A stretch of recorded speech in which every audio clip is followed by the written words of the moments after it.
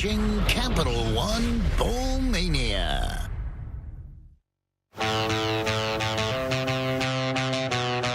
that bright Florida sunshine, two of college football's proudest standard bearers come stomping in. Two universities and college football programs that have been cornerstones in the game. Texas and the Michigan Wolverines.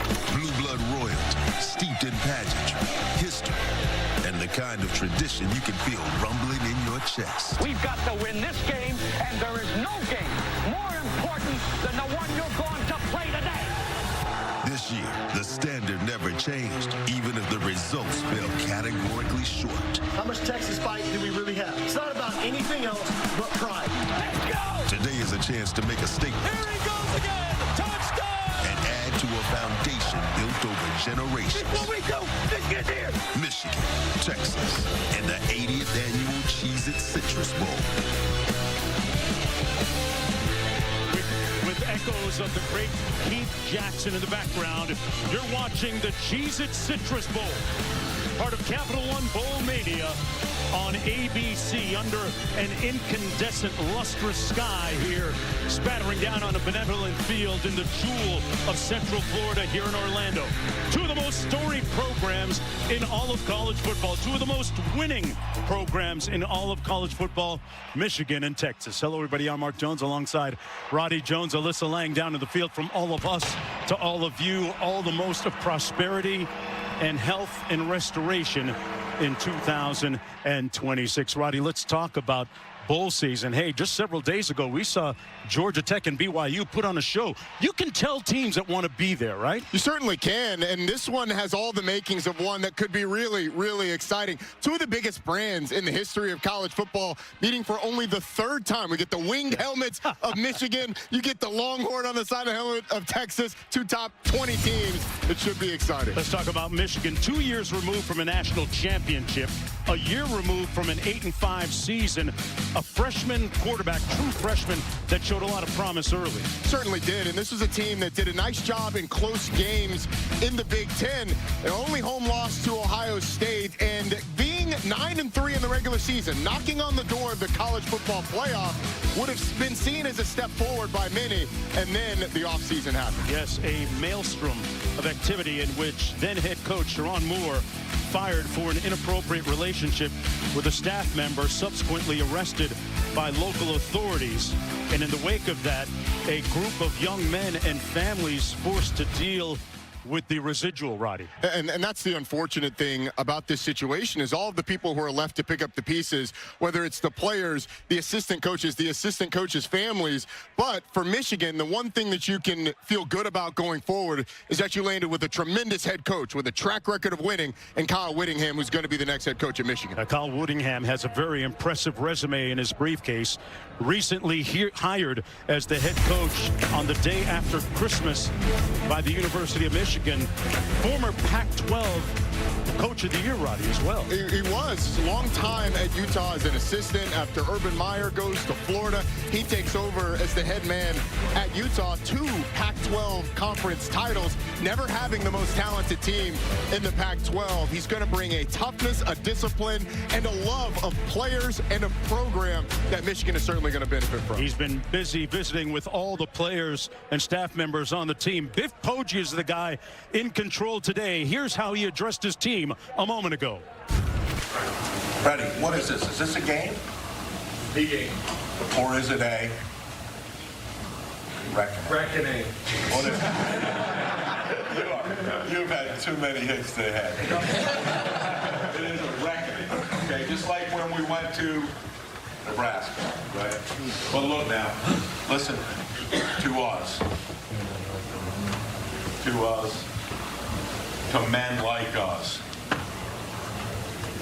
Damn few. Damn few. I love you guys. Bring the juice out there. Are we ready to roll? Yeah, we're walking in 90, guys. All right. Walking in 90. Captain's up.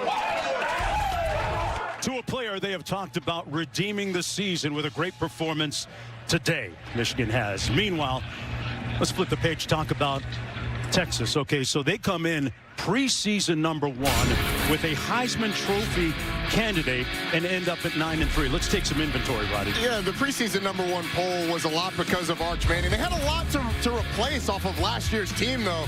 The season bottomed out on them a little bit after against Florida. And after that Florida loss, they go on a 4-game win streak with wins over Oklahoma and Vanderbilt that got them feeling a lot better. They end the season with the win over Texas A&M. So 9-3 with 2 wins over rivals would normally feel very good. For Texas, a team with back-to-back college football playoff semifinal appearances, feels a little empty, but Arch Manning's improvement over the course of the season has been a big reason that they were so much better the back half of the year. This is a clip against Florida. He's staring down a receiver, and there was a lot of talk early in the year about his fundamentals, his base, and the way he was throwing the football. He sails this one, and it ends up being intercepted. I think a lot of the improvement came with confidence and comfort. They got better around him on the offensive line and receivers, and you saw plays like this against A&M. Scrambles out of the pocket, has an opportunity to run, but lofts it in the back of the end zone. Confidence in his receiver, Ryan Wingo, to go and get it. This is a young unit that has improved together with Arch Manning at the helm. Well, Michigan won the toss, deferring to the second half. Texas will receive the football first. This Longhorn squad, to a man, feels that they should be in the college football playoff, and we would expect to see that type of motivation manifesting itself on the field today.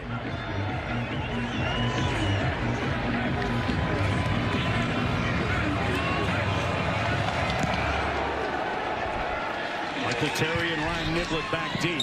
They watch it go over their heads collectively. It'll be 1st and 10 from their own 25. Let's go downstairs to Alyssa Lang. Thanks, Mark. No shortage of motivation for either of these squads as they get ready to do battle here for Michigan. After everything that's happened over the last couple of weeks, players tell me it's a chance to show that their brotherhood hasn't been fractured. Biff Poggi told us that he reminded his guys, why did you fall in love with the game of football? That's the way I want you to play. And Mark, you alluded to it. This is a Texas team with a chip on their shoulder. They thought they were one of the 12 best. They know people are going to be watching them with a fine-tooth comb. They want to show what they're made of. Under the microscope, Alyssa, on the screen pass on 1st and 10. It's complete. Andrews makes the catch, a gain of 1 yard on the play. Brought down by Jimmy Rolder, one of the leaders defensively. Michigan missing 2 of its better rush ends in this game. 2nd down and 9. Manning gets it out quickly. Complete to Mosley. And he's brought down immediately by Hill. Both coaches have talked this week, both staffs, about this being a game where you're going to have to kind of feel things out early on. Michigan with a lot of turnover on their coaching staff. Texas on their defensive coaching staff as well. But a couple of quick throws to try and get Arch comfortable early. 3rd and 10. Little pressure coming on Manning. They didn't get to him, and he makes them pay with the conversion out at the 45. Ryan Wingo, the leading receiver for the Longhorns, moves the chains out near midfield with a 22-yard gain. Arch does a really nice job just looking this way, and you're going to see Wingo come on a little dig across the middle. It's a nice blitz pickup up the middle by Christian Clark. And Arch Manning delivers a really nice pass over the middle to convert on 3rd down. Entries in motion into the boundary. Manning with a clean pocket. Incomplete near midfield. Intended for Dalen McCutcheon. Sarkisian, the head coach of the Texas Longhorns, has held things together for his squad, despite the fact that they have a total of 9 players, starters, who have opted out. They do, and a lot of those opt-outs are because of training for the NFL draft, particularly on defense, although the running back position for Texas really thin today. See how impactful that is as they put it on the ground, keep it on the ground for the first time. That's Christian Clark. Well, that tells me they've got a pretty deep running room, Roddy. Well, look, if there's one thing Texas does well, it's recruit. And they were really excited to get Christian Clark some run today. With Trey Wisener, their leading rusher, out, it's Clark's opportunity as a redshirt freshman to take the bulk of the carries, and they think he is really talented. We're excited to see him operate today. Manning using his legs to find a lane to pass it to Andrews. And they're going to spot it a little bit short, it looks like, of the 1st down. Gain of 9 on the play. 2nd and 1 coming up. Opening drive of the ball game for the Longhorns. Mosley split wide to the bottom of your screen. They're going to hand it off. Nowhere to go that time for Christian Clark. Trey Williams made the tackle. Really nice job by Trey Williams, who's right in the middle of your screen. You're just going to see him blow up the center into the backfield. It's actually the right guard that gets blown up right in the lap of Christian Clark. And the big 320-pound transfer from Clemson gets a negative play to set up another third down for Arch Manning and this crew. On 3rd and 4, Manning incomplete at the 20-yard line. So 4th and 4 coming up, intended for Ryan Wingo, his favorite target for most of the season. And in comes the field goal unit, led by Mason Shipley, who's been one of the most dependable place kickers in the nation this year. It's been a little bit windy, at least in the pregame it was leading up, and the wind was kind of swirling, going in different directions. And talking to both special teams coordinators, they thought the wind would play a factor in the kicking game today. There's a look at the flagpole, and Mason Shipley going to try this one from 43 yards away.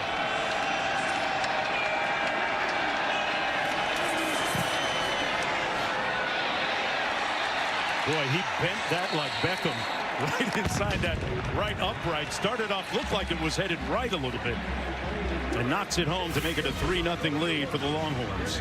Now 19 of 23 on the season. He was a Rosa watch list finalist. And Texas out to an early lead. Just snuck inside of that left upright, but a good positive drive for Texas to start. Able to get an explosive run.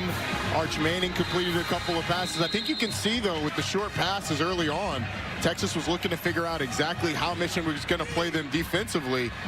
And next up, we'll get a look at that young man, the talented true freshman, Bryce Underwood. Yeah, threw for over 2,200 yards on the season.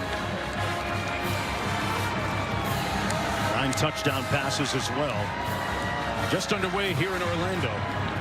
9-play, 50-yard drive to open the game for Texas, using a little under 3 minutes on the clock. Capped with a 43-yard field goal. And this is the 3rd meeting between these two schools.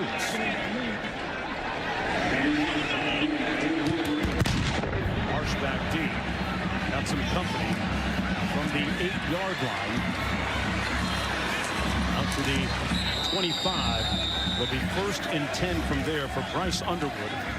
Completed 61% of his passes on the season. Threw for 9 touchdown passes against 6 interceptions.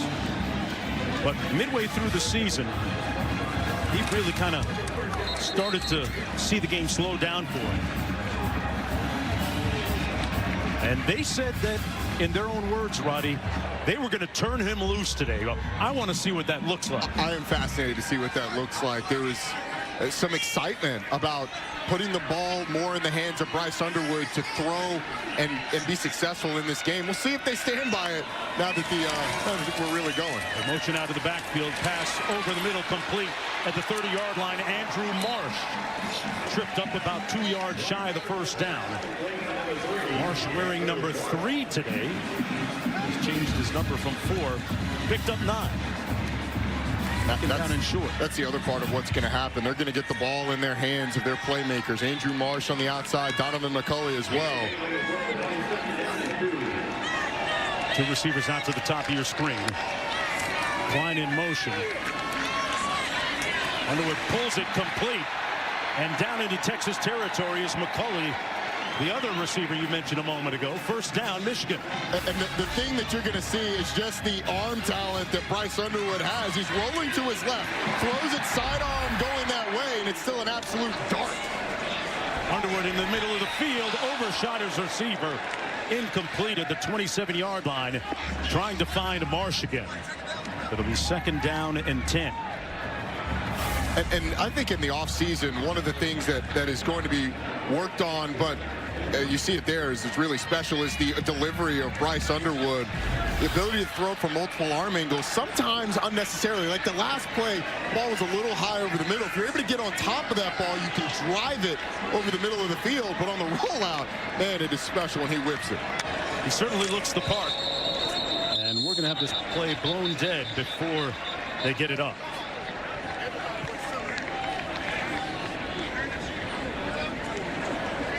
False start on the offense. All plays but the center. 5-yard penalty. Second down. They're going to move this back a little bit. Offensive coordinator Steve Casula told me that the last text message he sent to Bryce Underwood said, "Merry Christmas. Enjoy your family. We're going to score 40 points on Wednesday." Thank you. Okay. They were very adamant that there was going to be a change in demeanor with this offense, and they were going to cut it loose and let Bryce Underwood really show his talents.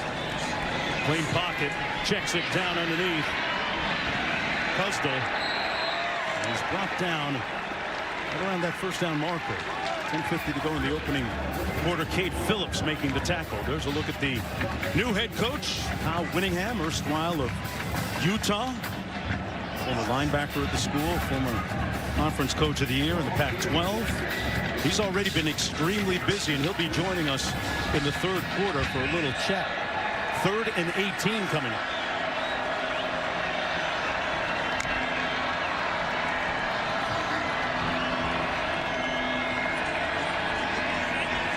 Play clock at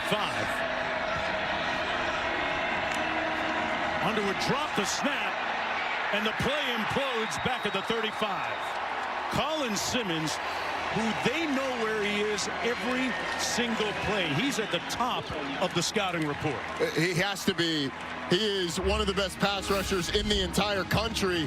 And just an inside move on the right tackle, Brady Norton. Brady Norton, who is normally a guard, playing that right tackle spot because the right tackle, Andrew Sprague, is out with an injury. And Colin Simmons takes advantage of the replacement right tackle with an inside move in his first sack of the day. His 12th of the season. Niblick back deep for Texas. He's a dangerous punt returner. He's returned a couple this year. Might have an opportunity, but he stopped up at about the 22-yard line. Well, one of the enduring symbols of college football. You got to see Bevo up close. It's a life-changing experience. Back after this.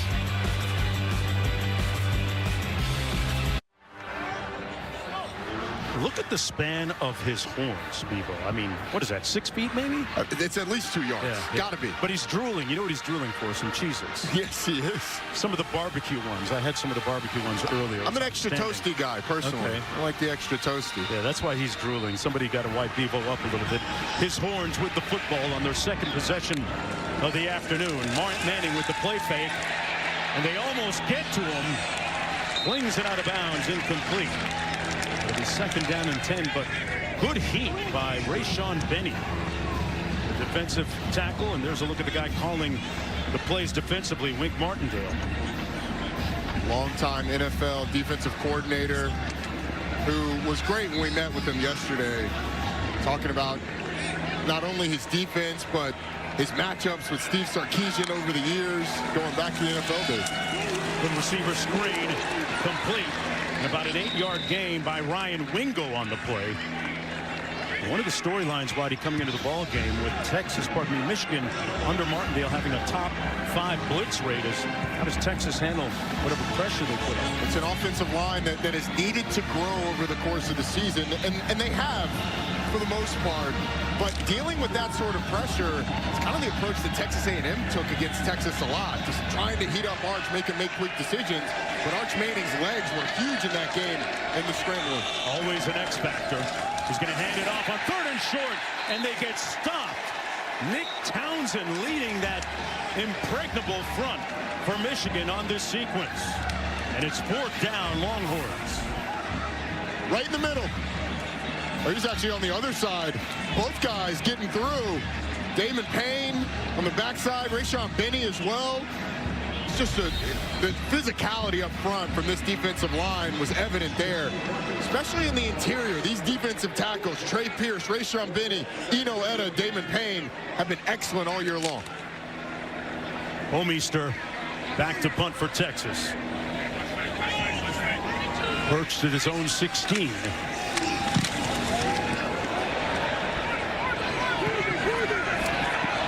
Texas player right there at about the 25. It'll be downed at about the 25-yard line on that 47-yard punt. Well, the Michigan defense missing 2 key players on that defensive line, playing well early in this ball game. Back after this. The Cheez-It Citrus Bowl is brought to you by Cheez-It. What better way to kick off the Cheez-It Citrus Bowl than with the return of Prince Chedward on his Dragon. Extra toasty, made with real Cheez-It crackers. Royalty on hand today. Prince Chedward here in Orlando. Horns against the Wolverines. Mark, I had a chance to catch up with the great people of Cheez-It last night. They said the people demanded the return of Prince Chedward.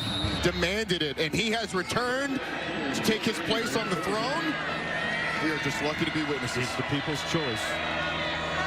3-0 Texas with an early lead. Nice one between the tackles that time by Kuzdal. Let's go downstairs to Alyssa. Yeah, guys, we've talked a lot about how these rosters look very different. Well, of course, the coaching staffs do as well. Michigan lost 5 coaches on offense in 14 days. So enter Max Bredesen, who is a tight end on this team this year, but he's injured right now. His foot's in a boot. He's on one of those wheelies, which he says he hates. He is actually in charge of subbing the tight ends in and out during this game today. I've been watching him with the headset on the sidelines with the iPad, coaching up this group. I don't know. I think he might be a coach one day, guys. Hey, Alyssa, he might pull another check as good as he's doing. They're going to pick up the first down.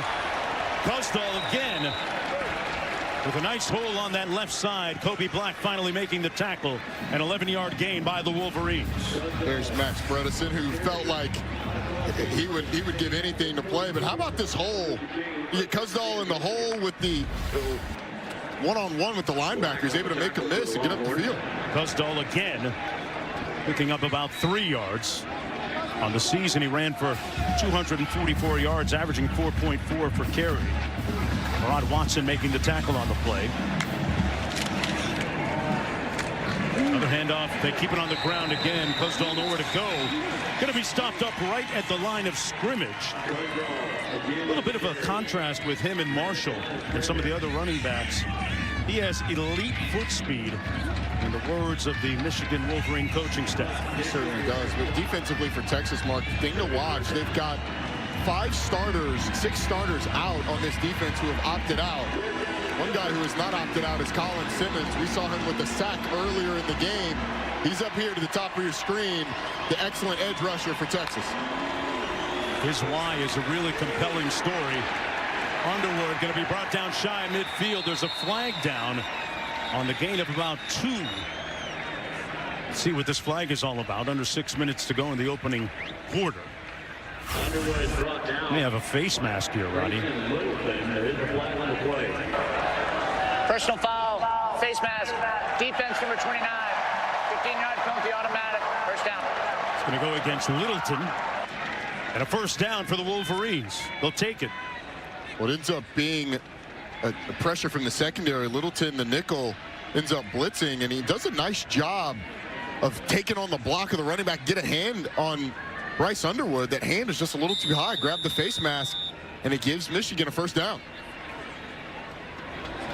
Underwood, a quarterback, trying to become just the 2nd true freshman to win 10 games in school history. Chad Henne, the other one.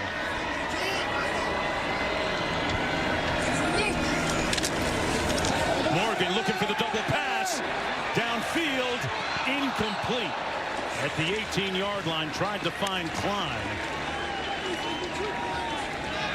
Steve Kasula dipping into his bag a little bit.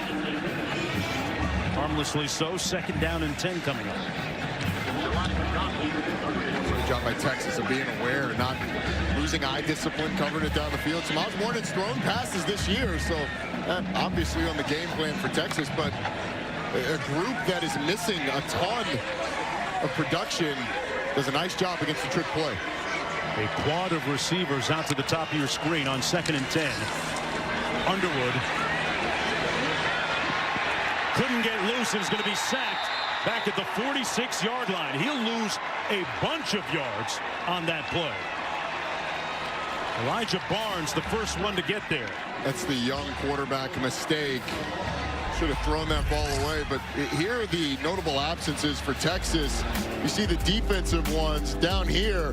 I mean, all of those guys played significant minutes for this Texas defense at the linebacker, defensive back position, and in the defensive front. Running back also the place where they were hit hard, but they were excited to see some of these young guys take their first big-time snaps. Underwood gets it out quickly this time, complete to Morgan again. Morgan with a nice move, lunging forward to about the 33. And it was Klein who he tried to hit with a pass a moment ago that threw him a great block. But still, 4th down coming up, and in comes the field goal unit on that 9-yard gain. And the sack, again, you go back to that. If Bryce Underwood throws that ball away, it's a much more manageable 3rd down. And with the gain that they got, they would have been close to picking it up, but fortunately takes the sack, and Texas is able to get off the field on 3rd down. Dominic Zapata going to attempt this one, Ronnie, from 53 yards out. His career long is 56. Looks like he's got enough. Knocks it through. But we have a flag down on the field. Let's wait and see if this stands or not. Going to go against the defense. Offside on the defense. That penalty's declined. Michigan will take the result of the play. The field goal is good. Timeout on the field. From 53 yards out, Michigan ties the game at 3 apiece with 4:01 to go in the opening quarter.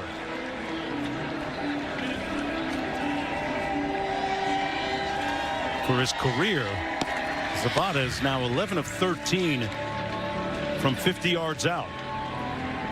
We're going to take a short break and come right back. And welcome back, everyone.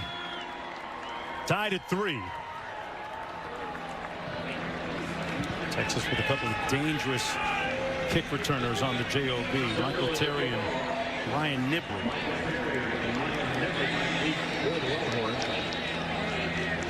Both these teams 9-3 coming in. Texas looking for its 3rd consecutive 10-win season.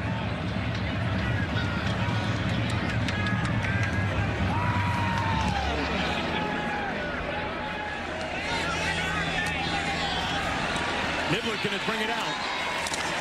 Ball came out on the ground. Michigan says they have it, and they do.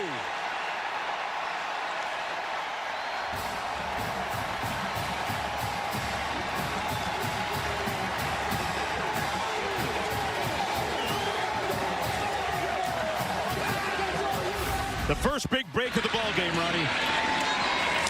What a big hit down the field by that Michigan kickoff team. Texas had only fumbled the ball 6 times all season and only lost 1 all year long. But these are the things that coaches worry about with the time off that they've had. And Texas is not a team that has had multiple years of this. But obviously, the Michigan players loving it. They got to flash the horns down every time. Cole Sullivan appeared with the big hit to jar that ball loose. See if Bryce Underwood takes a shot here right after the turnover. Working out of the shotgun. Back to pass. Incomplete down the sidelines, intended for Marlon Klein. Well, 4 great games coming up. Tonight, Miami squaring off against Ohio State. Goodyear Cotton Bowl 7:30. Oregon, Texas Tech in the Capital One Orange Bowl. Rose Bowl presented by Prudential has Alabama, Indiana, and then Ole Miss, Georgia in the All-State Sugar Bowl. Talk about pro players all over the field. You're going to see that tonight in the Cotton Bowl. Man, that Ohio State defense, 4 projected first-rounders in this year's NFL draft. On the handoff, Gusdel brought down by Barnes on the play. A 4-yard gain, setting up a 3rd down and 6. Nibley trying to shake off that fumble. Been good for them all year in the return game.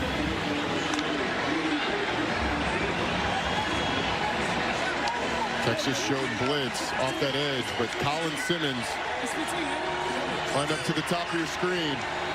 Most dangerous pass rusher for Texas. He's the best pass rusher they faced all year. Into the end zone. incomplete. Kendrick Bell couldn't stay in bounds. It'll be 4th down and 6.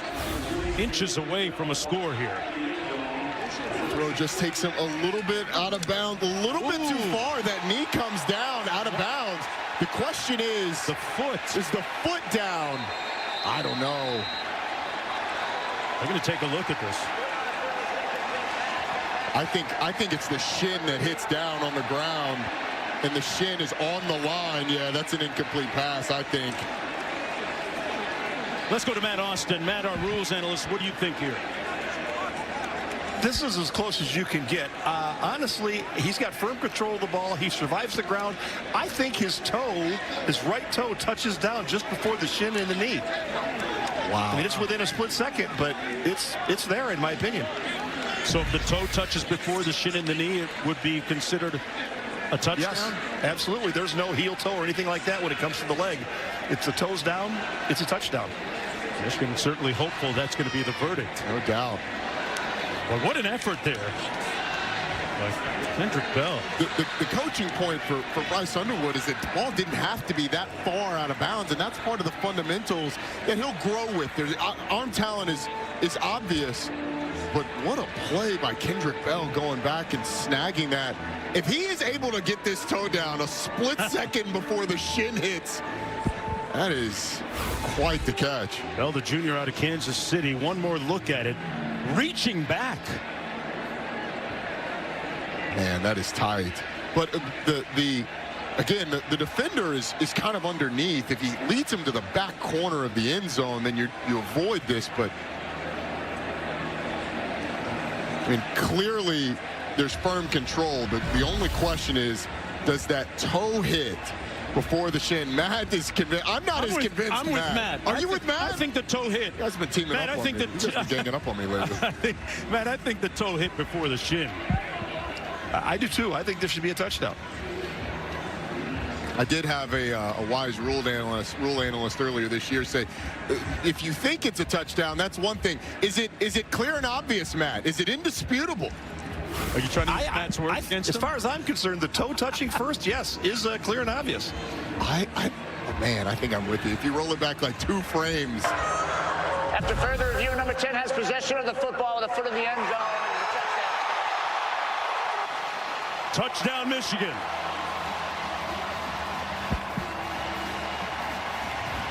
Thank you, Matt Austin. I never doubt Matt Austin. Neither do I. Never. Right? I always knew Matt was right. Boy, what an effort by Bryce Underwood and Kendrick Bell to just barely stay in bounds. And for Underwood, that's his 10th touchdown pass of the season. Michigan leading 10-3. A little over 3 minutes to go in this opening quarter. Vic Poggi said that he wanted to see his quarterback Underwood turn it loose. He talked about loving on these players, considering the maelstrom that they've been through in the aftermath of the firing of their previous head coach, Ron Moore. And this was on the kickoff return. The fumble by Ryan Niblett, only the 2nd fumble all year long that Texas has lost. And then this, the back shoulder to the pylon, and the incredible catch by Kendrick Bell, getting the toe down just before the shin hits out of bounds. And now Niblett will look to atone for his mistake. He is always dangerous, and they give him the green light to take it out of the end zone if he wants. Niblett has returns for touchdowns against Oklahoma and Mississippi State. Punt returns.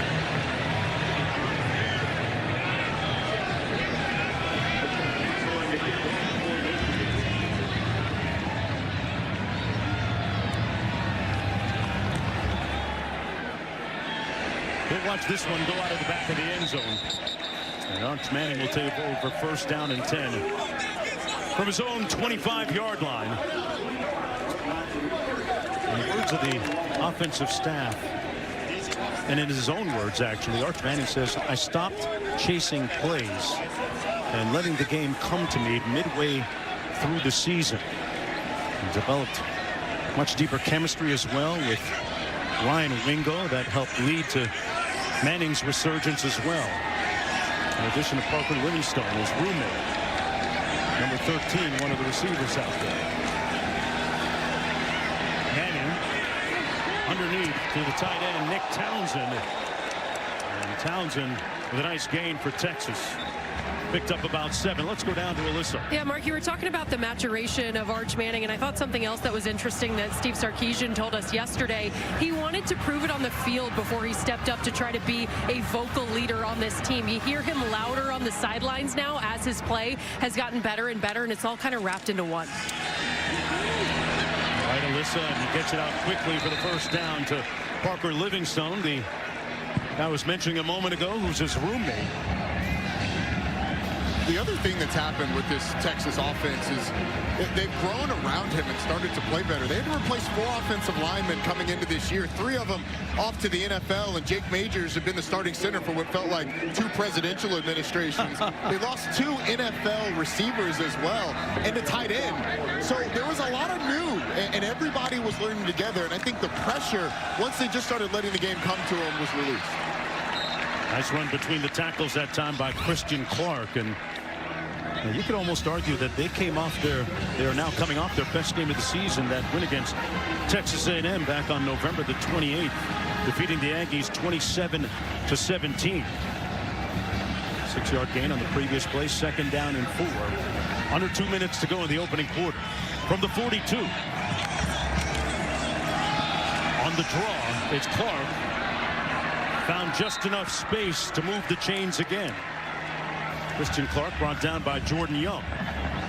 It's a really nice job by the left side of that offensive line. Cole Hudson and Trevor Gooseby, left guard and tackle, getting a ton of push, giving Christian Clark a lane to run through. Clark's done a nice job in this first quarter running the ball. This is a day of opportunity for players on both teams. Manning just got rid of it in time, and incomplete, intended for Livingstone. Livingston couldn't quite come up with it. It's a really nice job by the middle linebacker, Nathaniel Owusu-Boateng, who just sees a gap and puts pressure on Arch Manning. If he doesn't do that, then Arch has an opportunity to really set his feet and put that right on Parker Livingston. But Livingston had a chance. Under pressure, Manning puts it where he can get it. Parker Livingston just not able to come up with it. On the receiver screen, this is Mosley down the sideline. First down, pushed out at about the 32. Good block by Andrews. And the Longhorns on the move, and with that completion, Arch Manning has gone over 3,000 yards for the season. 1st and 10 with under a minute to go. Big shoes to fill. His uncle Peyton played in this game, put up almost 400 yards for Tennessee back in the day. That's going to be a 2-yard gain for Christian Clark. Brant making the tackle for Michigan. Did you do that game, Peyton? Yes, I did. Yes, I did. Against Northwestern. Remember it like yesterday. Can't remember what I had for breakfast yesterday. I'm impressed. 2nd down and 9. Gorgeous day for college football. Arch Manning with a clean pocket, and is brought down at about the 27 as he tried to take off. Cole Sullivan limiting that gain to 3. Manning, a very prolific runner when he chooses to do so. And that's going to be the last play of the opening quarter. 15 minutes in the books here in Orlando at the 80th edition of the Cheez-It Citrus Bowl. The Big Ten against the SEC, with Michigan leading by a touchdown when we come back.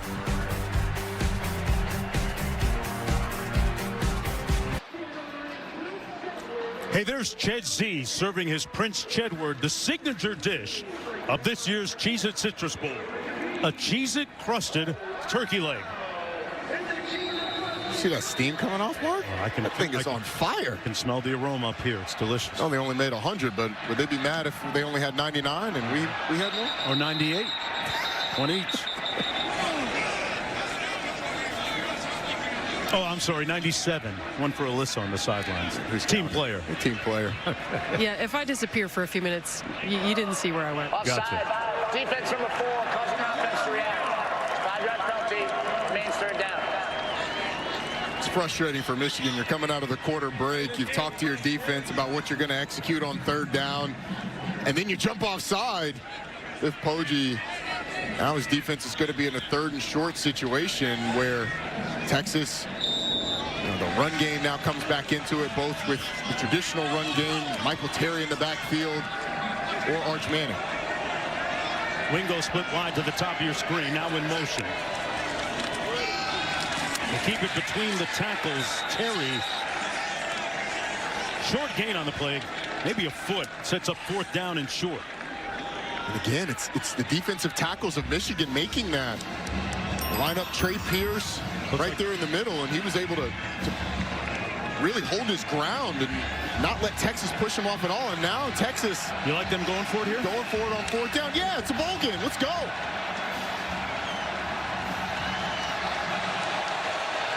Scared money don't make no money. Manning going to do it himself. Picks up the 1st down and then some. Still on his feet. Manning to the 3. Got a great block out in front from Townsend, and it's 1st and goal, Texas. There's a lot going on here. So Jack Indry's the tight end. He's going to line up right behind the center, and the snap is going to go all the way to Arch Manning, and then a couple of blocks on the outside, and Manning's able to get around. But how about the talent of Connor Roberts in the center, snapping it between the legs of the tight end, who's lined up like he's going to take a snap and sneak the ball, and then Arch Manning around the corner. Have not seen that one. Love the selection. They run it into the boundary. Touchdown, Clark.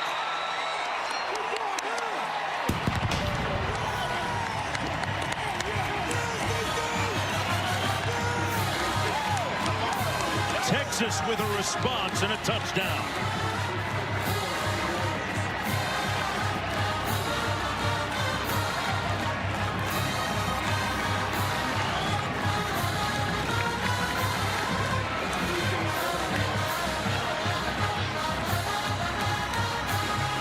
So they convert on the 4th down in a big way with Arch Manning. Then Christian Clark takes it from there to cap an 11-play, 75-yard drive using 4:32 on the clock. The Longhorns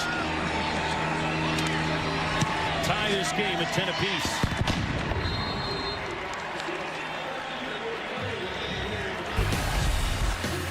Both these teams showing heightened levels of motivation when faced with a great opportunity. High fives all around.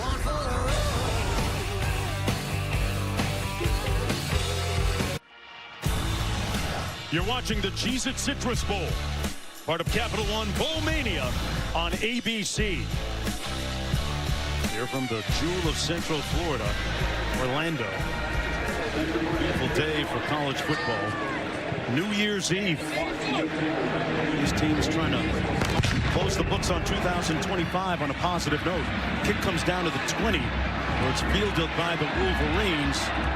They'll start from about the 31-yard line, courtesy of Jacob Washington. Well, Bowl Mania wraps up Friday on ESPN, ESPN Deportes, and the app. Rice and Texas State score off in the Lockheed Martin Armed Forces Bowl at 1 Eastern then. Navy takes on Cincinnati in the AutoZone Liberty Bowl, and we'll finish up the night with Wake Forest and Mississippi State in the Duke's Mayo Bowl. Ryan Newberry, Navy's done a really nice job this year with that team. That team was tied for the lead in the American. Tiebreakers had them miss the game, but then they go and they win the Commander-in-Chief's trophy. Now looking to finish with a win over a Power 5 school in Cincinnati. So interested to see how they finished. They've had a great year. 1st and 10 from the 31 for Bryce Underwood, the true freshman quarterback, 6'4" freshman out of Detroit. Klein motions out. Underwood on a predetermined quarterback run picks up the 1st down, a gain of about 11 on the play. Ronnie, what do you make of the way that he's performed so far with 15 minutes in the book? Oh, he's done a pretty nice job. I mean, 5 of 7, 54 yards and a touchdown. Excellent catch by Kendrick Bell. We've seen him move a little bit. We've seen a freshman mistake, took a sack that he probably shouldn't have, but all in all, they put the ball much more in his hands, and he has responded well to it. Michigan trying to become the 33rd team at the school to win 10 games in a season. Underwood hands it off. Custel picks up about 3 on the play. big thing today, Mark, as well, is Jordan Marshall, who had been the starting running back after Justice Haynes went down. Both of those guys not playing today, so Bryson Cusdahl getting the bulk of the carries. Jordan Marshall had done an excellent job. Ended up being second team All Big Ten, 8 of the 932 yards rushing on the season. That after Justice Haynes put up 857 early in the year. Doesn't look like Marshall's going to go today. Underwood down the middle of the field, incomplete for Klein. Klein may have jumped a little bit early. Not sure what happened there, but had he not jumped early, Roddy, it looked like he might have made that catch. Yeah, he might have. You just get him up the seam, and I think he misjudged it just slightly. Is he looking into the sun? I was going to say, the sun is also setting that way, so that might have played into it too. A lot of factors there. That looked awkward. Underwood put it on target, though. He's 5 of 8. Looking at 3rd down and 7 to go. They've got to get to the Texas 48. Underwood time, pulls, and that's going to be enough for a 1st down. Goes right back to Klein and finds a little redemption. Move the chains. They'll be 1st down and 10. Let's take one look at that sun. So it's on the other side of the stadium. Not sure that it would have been a factor there, Roddy.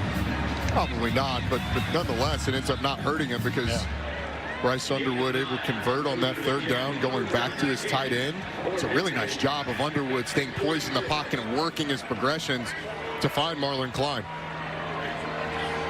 On an unseasonably cool day, albeit sunny here in Orlando. Underwood going to take off with it. Is brought down at about the 37. Just a little bit shy of the 1st down marker. There's a shot of Max Bredesen, the starting fullback for this Michigan team. Unfortunately injured late in the season.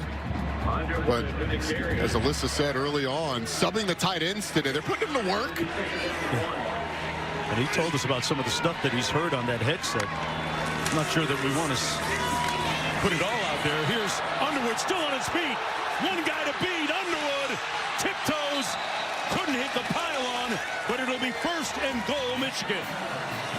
Grayson Littleton saved a touchdown for Texas. So they're reading the in-man on the line of scrimmage, Colin Simmons, and as soon as he goes down, Bryce Underwood goes right around him, and he's got a lead blocker out in front because of the split flow. You get Zach Marshall out front, and Bryce Underwood really showing off this drive with the throws that he's made, working through the progressions, then a couple of big runs, the full skill set on display for the talented young freshman. Picked up 33 right there. 1st and goal from the 4.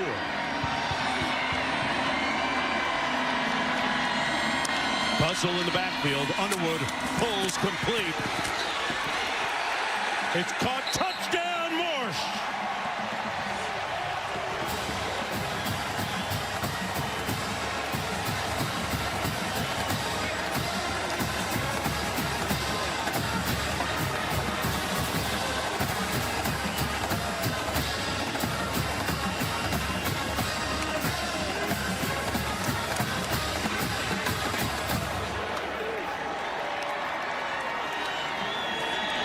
Andrew Marth with his 4th touchdown catch of the season.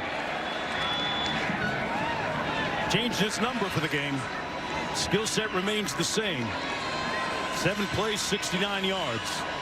Using up about 3.5 minutes on the clock. And Michigan answers the Texas touchdown with a score of its own. And they lead by 7.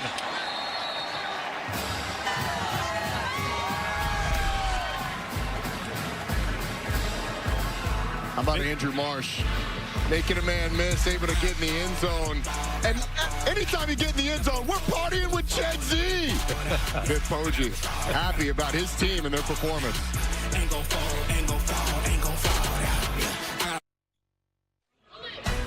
The Cheez-It Citrus Bowl is brought to you by Capital One. What's in your wallet?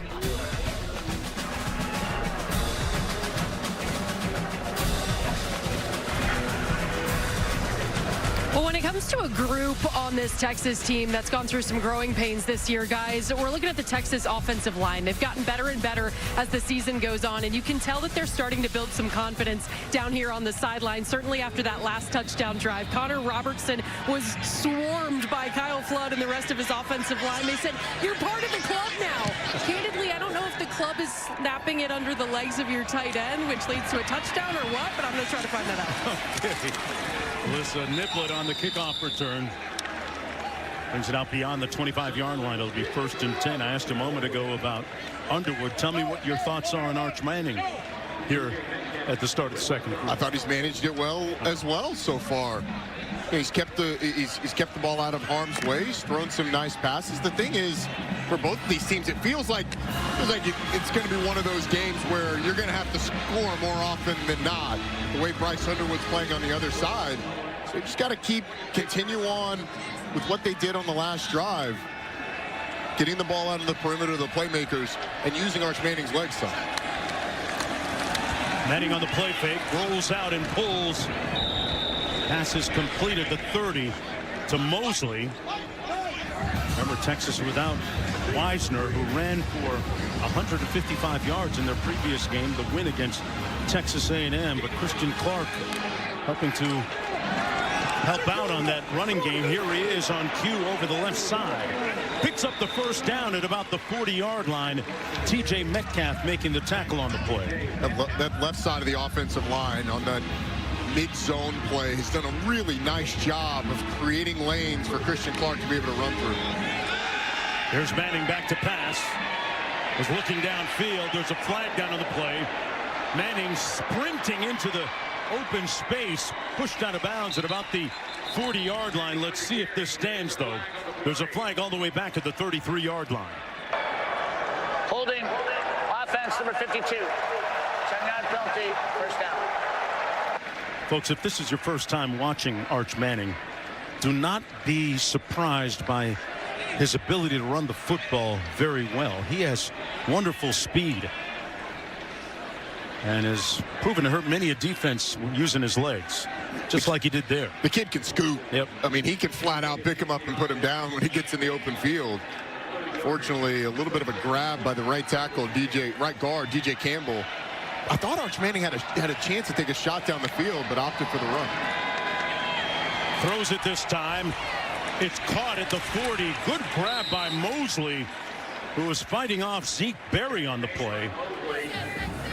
Gets back some of that yardage, 15-yard gain, under 9 minutes to go in the half. Part of the offensive growth this year as well has been Emmett Mosley working himself back into this offense.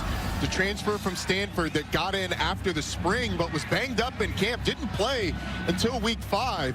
He's only a sophomore as well, same as Ryan Wingo, same as Arch Manning.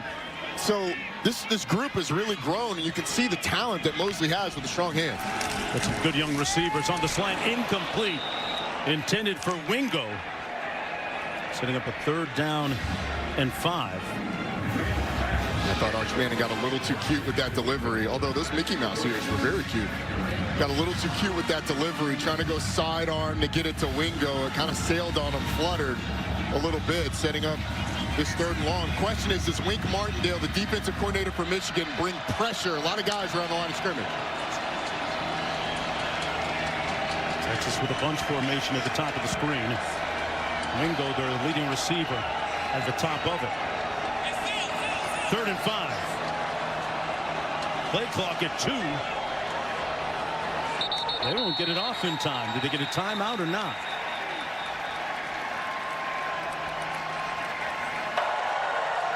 Delay of game. Offense. 5-yard penalty. 3rd down. They'll move it back. You could see pre-snap Arch Manning trying to communicate with the offensive line. The center, Connor Robertson, making some late adjustments as well. Robertson wanted to slide one way. Arch was directing him the other, and it cost him on the delay of game. 3 penalties for 30 yards against the Longhorns. 3rd down and 10. They got to get to midfield. Manning looking, surveying, connecting, caught. Who else? Ryan Wingo moving the chains, and we got a flag down again.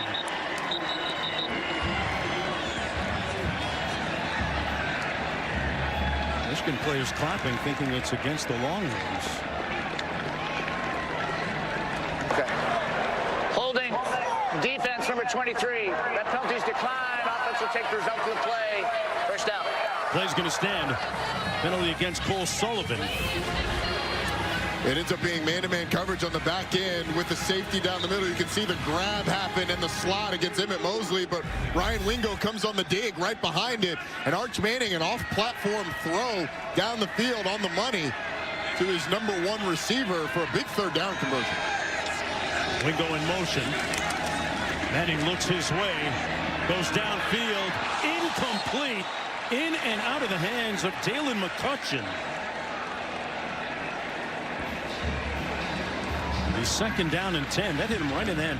Maybe this one was impacted by the sun. I don't know, Mark. Maybe, but that is a throw by Arch Manning. I mean, the way he's looking back, I don't think the sun affects that one at all. Maybe late. Okay. But he's looking back away from where the sun is, where that ball is thrown.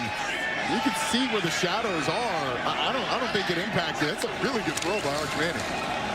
Going to keep it on the ground this time. Christian Clark bottled up after a gain of about 3 and another flag thrown. Iwuna making the tackle on the play for Michigan, a 3-yard pickup.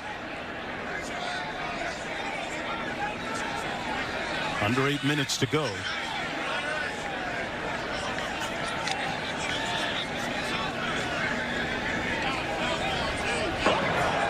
Personal foul, face mask, defense number 92. That's against Iwuna. First down. And for bringing Matt Austin to make sure that I'm on the right track, but if you grab any opening in the helmet and pull it, that counts as a face mask. So even though he doesn't grab the front, that's why it gets called. Have I been listening correctly, Matt? Did I get that one right? Yes, you have. You've been paying attention well. You're a good student. Only taken all semester to get there. Yeah, we all had to stay late after school sometimes, Roddy. First down and 10. Manning into the end zone. Touchdown. Hendries with the grab.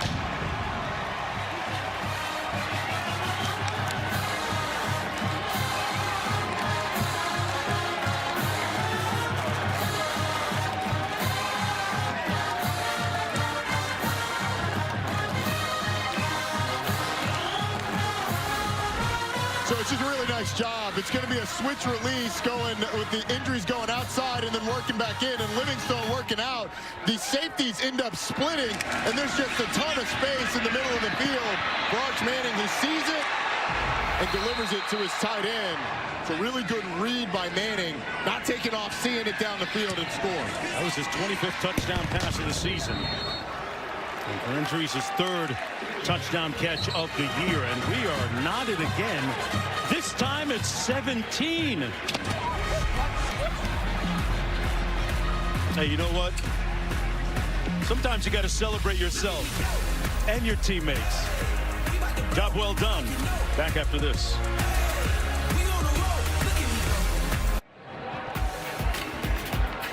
SEC League play begins Saturday, and we have the first matchup of the day. Number 14, Alabama hosts Kentucky. Our coverage begins at noon Eastern from the Coleman Coliseum on ESPN and the ESPN app.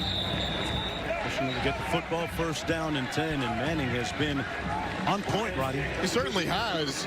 So far in this game, he's 12 for 18 for 134 yards and a touchdown, but his work on third down has been tremendous. He sees Ryan Wingo cutting across the field, delivers the ball accurately for a big conversion on a 3rd and long. He had the 4th down conversion as well. They snapped the ball in between Jack Hendry's legs. Arch Manning goes around the left side to convert. That ended in a touchdown. And this on the last drive, off platform, pressure in his face, fading away, able to deliver to big number 1. Arch Manning's off to a really nice start. Both of these quarterbacks are. We've got quite the quarterback duel going on. First down and 10 from the 25 for Bryce Underwood.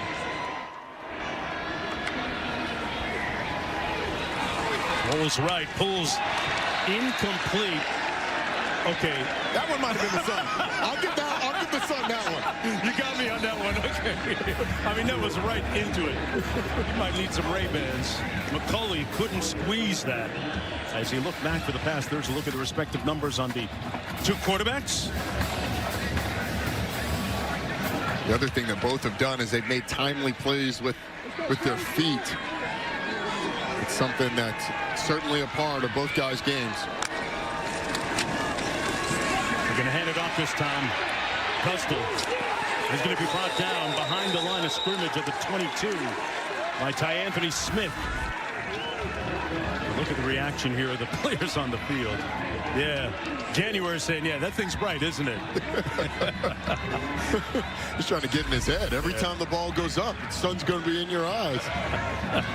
Certainly did affect it. But just a big down, 3rd and 13. First off, for Michigan, you got to block, you got to protect, you got to find Colin Simmons. And then for Bryce Underwood, take care of the football. Now keep an eye on number 1 in burnt orange. One of the best pass rushers in the league. And that pass incomplete at the 31. Harmlessly so. Good pressure up front by Smith for Texas. It'll be 4th and long for Michigan. They'll have to punt. Anthony Smith, the linebacker, right up the middle against Bryson Cusdall, the running back, was able to get in the grill of Bryce Underwood, and not quite on the same page as his receiver, so Arch Manning and Texas will get the ball back.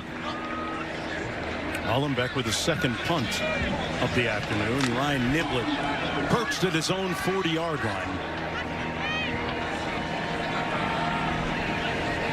Niblett with a couple of punt returns for touchdowns. Pressure. Wow, they almost got to it. Niblett feels it at the 34. Found a crease up the right side. Niblett nimbly steps out of bounds at the 43. But a nice return and a couple of flags late on the play. Let's see if this holds up after the 43-yard punt and 23-yard return.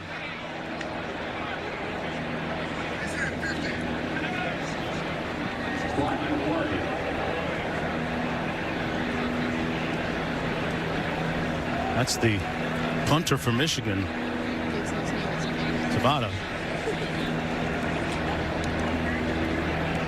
Pardon me, Holland. Personal foul, legal blindside block. Receiving team number 6. 15-yard penalty from the spot of the foul. First down.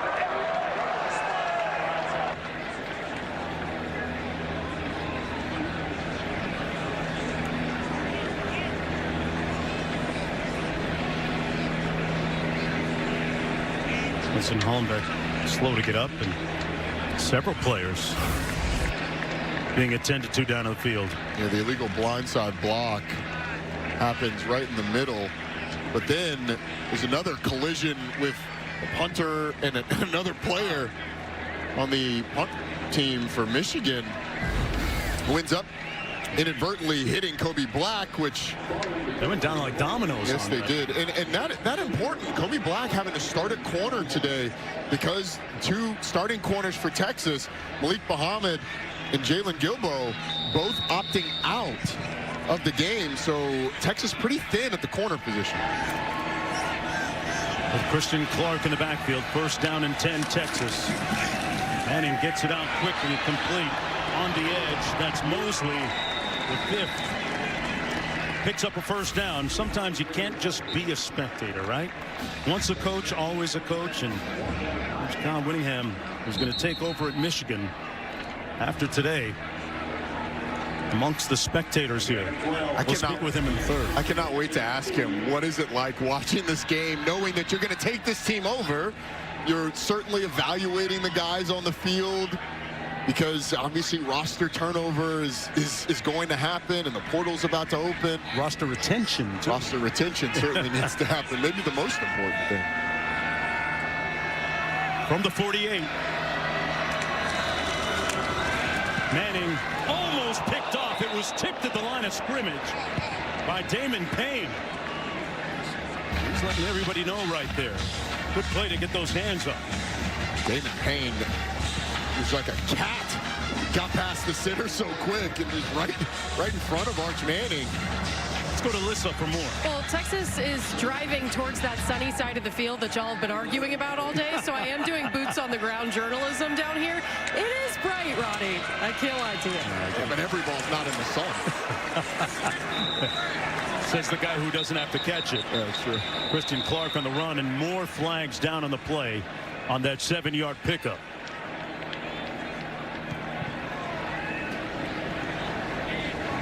Game has suddenly become very arrhythmic. A lot of stops and starts with the flags. Didn't expect this high-scoring game, did you? I did not, no. But we didn't really know what to expect, to be honest. There are multiple fouls on the play, one during and 2 afterwards. Holding offense, number 62.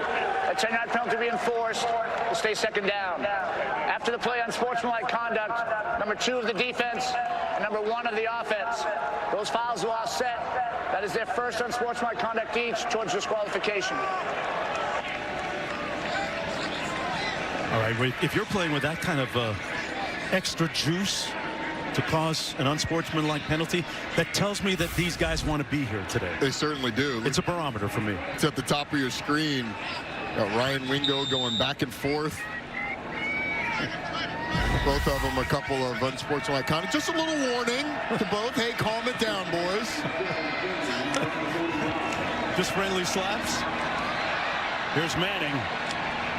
Tackled in the open field at a 49 by Cole Sullivan. I do like that was called on both players. I'm not sure it should have been called on either. But, you know, you gotta stop them early on. Couple slaps between friends. You know. Yeah, Roddy, I'm with you. I think just get between the guys and say, break it up, let's go play football. And that is important, because if those guys get another one, they're ejected from the game now. So, yes, I guess it does deter it slightly, but okay, we'll move it on. Look at it, 3rd and 12. Ryan Wingo has been the #1 target on 3rd downs to the top. Manning surveys and pulls into traffic, and it's incomplete at the 31. Michigan will get off the field. Elijah Dotson there to tip it away. And they're a little too far.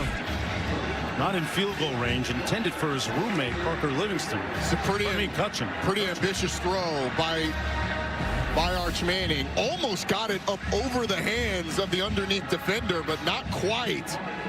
And Michigan, after going 3 and out offensively, is able to get a stop. Maybe we're settling into this thing as we've had changes on both sides, new players shuffling around. Marsh back for this punt, an end-over-end effort.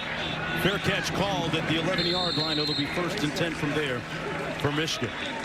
A 39-yard punt on the play.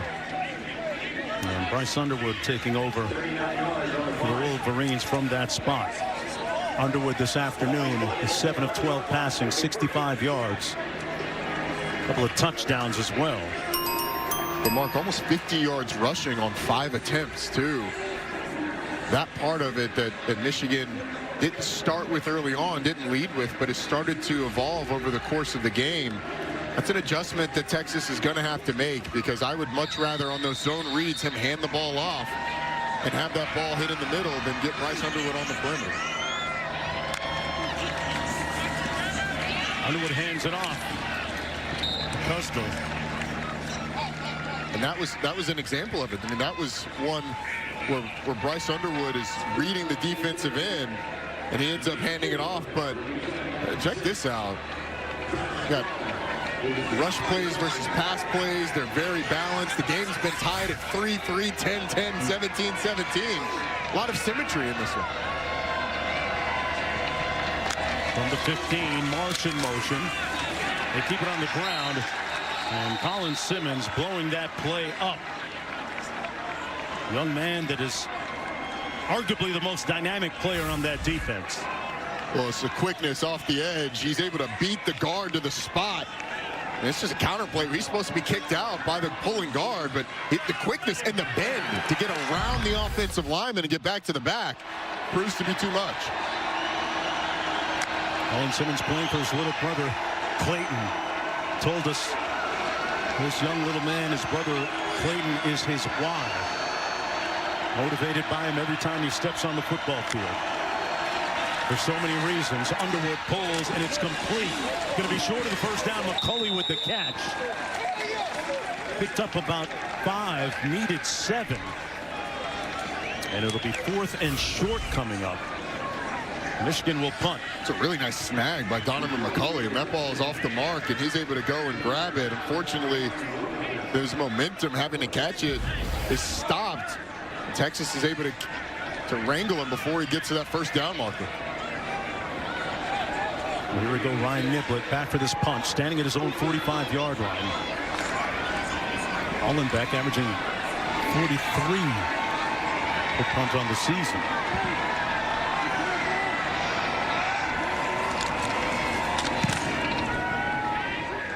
Now they bring in Sunderland to punt it and watch it bounce at the 45-yard line. So it'll be 1st and 10 with good starting field position on this drive after the 35-yard punt. Let's see if Hollenbeck is able to come back into the game. He got banged up on the prior punt, the illegal blindside block to bring in the backup. And Texas is going to get good field position because of it.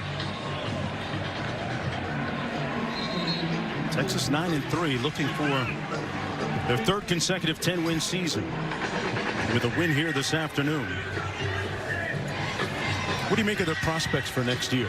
I think this is a team that's going to be very well hyped going into next year. Stop me if you've heard this before, but I think they'll have a Heisman Trophy favorite and likely be a top 5 team with all they've got coming back. Going to hand it off to Christian Clark, redshirt freshman, who's due to be back next year. Nice gain of close to 9.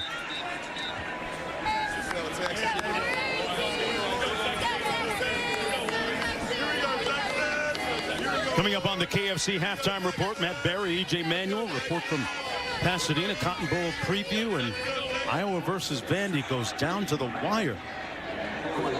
Well, what a great story Vanderbilt has been this year. Diego Pavia, quarterback, Heisman finalist, one of the most exciting must-see TV players in all of college football this year. No doubt.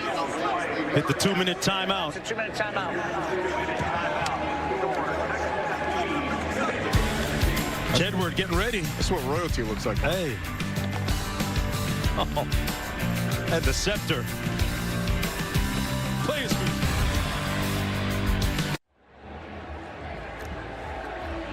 Welcome back, everyone, to Orlando on this last day of 2025. Tied at 17 at the 80th chapter of the Cheez-It Citrus Bowl. Mark Jones, Waddy Jones, Alyssa laying down on the field.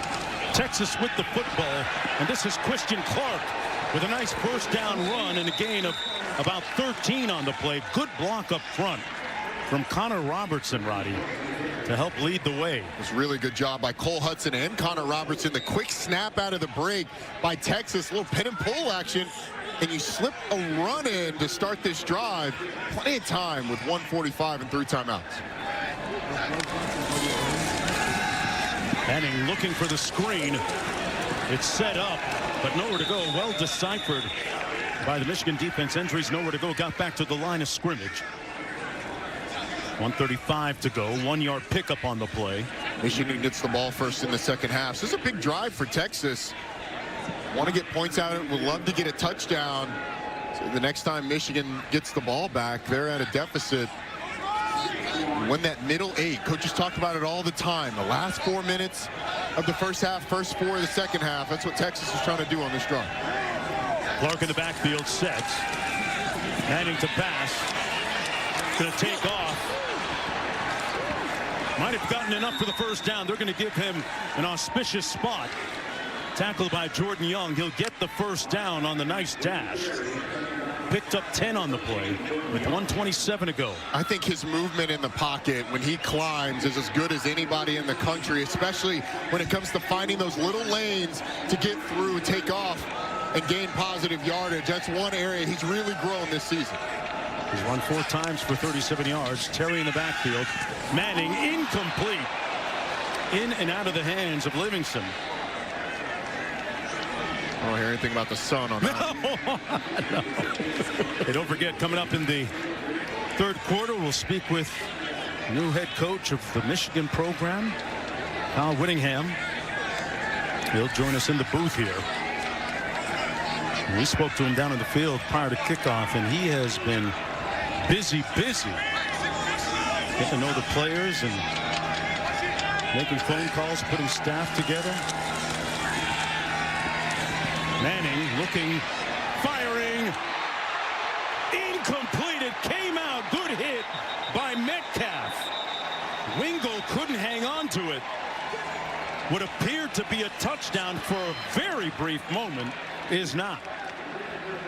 This is a tremendous play by T.J. Metcalf. It's a really good throw by Arch Manning, but T.J. Metcalf never gives up on it. He plays the ball. That hand goes straight to the football and rips it out. That is picture-perfect defensive back play. Pass offense, number 74. 5-yard penalty, second down. Apparently there was a flag as well. That too. The legal man downfield, so it wouldn't have mattered no matter what.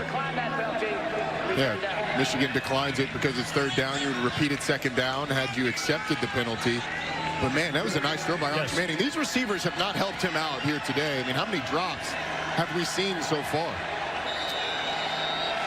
Looking at 3rd and 10 now with a minute to go in the half.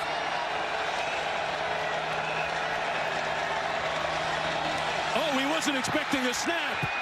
They implode on the snap and all the way back at the 44. An egregious, pejorative mistake for Texas.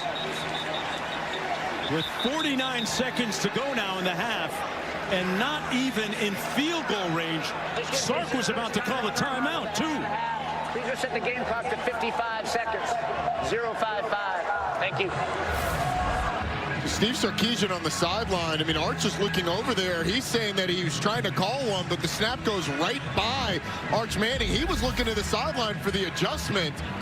Connor Robertson ends up snapping the ball. And they have no chance, obviously, on that third down. Arch was fortunate to jump back on that. He looked over his shoulder, tried to pick it up. Missed it the first time, but this is Steve Sarkisian right before the play. He's saying, hold on, hold on.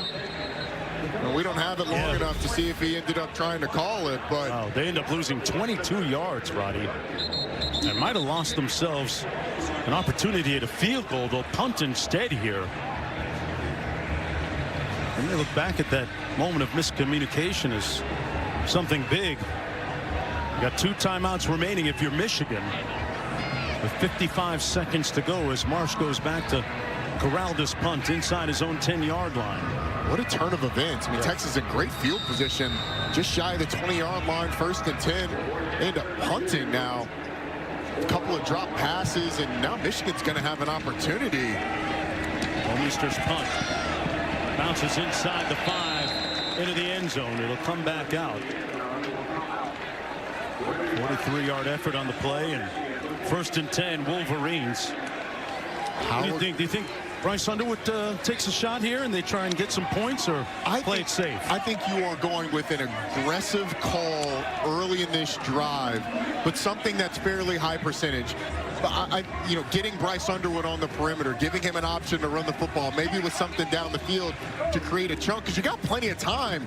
You get the ball back in the second half, you've got an opportunity to double up. So yeah, I think you're being aggressive on this drive. From their own 20.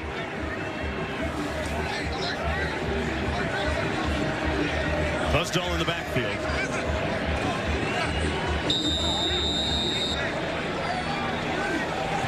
Marsh split to the bottom of your screen. He's the inside receiver. They're going to keep it on the ground with Buzzdahl. Close to a 1st down. They're going to give it to him right at the 30-yard line. He'll move the sticks. 2 timeouts remaining. 42 seconds to play. Or you just aggressively let him get downhill, hand the ball off, and now you go. Underwood down the middle of the field. Caught and hung on by Klein, who got rocked by McDonald. Wow, he showed a lot of toughness in being able to squeeze the ball. The 20-yard gain out near midfield. Underwood gets it out quickly again. Forward progress will be marked at about the 47 for Channing Goodwin, working against Roberson. And now we got timeout on the field. Michigan on the fringes of field goal range. Its second timeout of the half. It'll be a 30-second timeout. Savannah had his career long of 56 yards for the Wolverines. 23 seconds to go here in the first half. Hey, for 20 years, Allstate has celebrated every field goal and extra point made at participating universities by donating to the university's athletic scholarship fund, supporting all student athletes.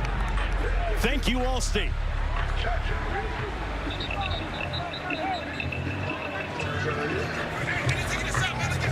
.24 seconds to go, and the ball resting at about the 47-yard line for the Wolverines.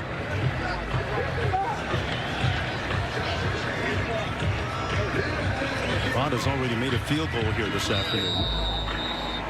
If you're Texas, you got to take away the short throws for Bryce Underwood. He's been really good at dishing when he can read it and throw it quickly. Got rid of it in time, complete to his tight end, Zach Marshall. Warren Robertson there defending. Third down coming up. They're going to spot it at the 43. All this set up by the miscue on the snap by Texas a moment ago. Marshall comes out of the ball game. Third down and 4. Texas a little late getting lined up defensively. And subsequent to that, we're going to get timeout called by the Longhorns. This time they got the timeout. Yeah. Unlike last time, it cost them a fumble. Vic Poggi, the interim head coach for Michigan, taking over a program that has experienced a tremendous amount of tumult in the aftermath of the regular season. What do you make of the tone and the tenor of this team so far with almost a half in the books? Felt like they've been fired up to play, which is what Biff Poggi hoped that he would get and thought he would get from this team. I think the thing Biff Poggi did the best is he sat and he listened. He leaned on his experience prior, having coached in high school at St. Francis High School. Said, look, I've spent a lot of time showing empathy, a lot of time loving guys and asking, how can I serve you? And it feels like his team has really responded to the way that he approached all the tumult of the offseason. 3rd and 4. Underwood complete underneath to Klein. They move the chains.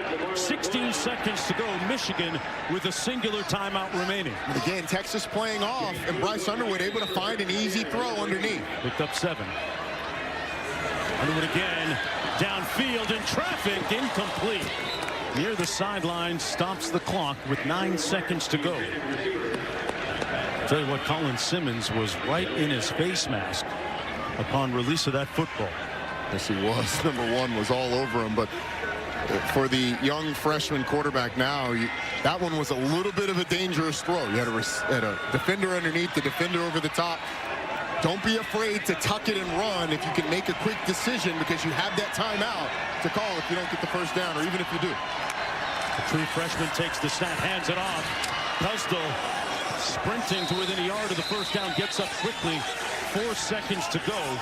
Smith makes the tackle for the Longhorns. And they are well within field goal range right now at the 27-yard line. With a 44-yard effort. A couple of really nice runs on that drive by Coastal. Some really good deliveries by Bryce Underwood, reading it quickly, dishing the ball, and now he's got an opportunity to get 3 points going to the locker room with this Michigan team getting the ball first in the second half. They're going to spot it at the 35, a 45-yard field goal attempt by Dominic Zvada. Made one earlier from 53. As Steve Sarkisian is going to try and put Zavada on ice. I know it's unseasonably cold here in Orlando at 52 degrees, but yeah, you're not going to get ice. You may get some sun, Roddy. Hey, listen, I saw something interesting on that Texas sideline a little bit earlier. And I pointed it out to you. With everything that's going on here, I cannot wait to hear what this is. I swear I saw heaters on their sideline. Yes. It's 52 degrees. Chilly. It's the sun setting. It's getting more chilly. You don't have to fire up the heater when it gets cold. All right. You don't have to get ready if you stay ready. Here we go again. Zavada. from 45.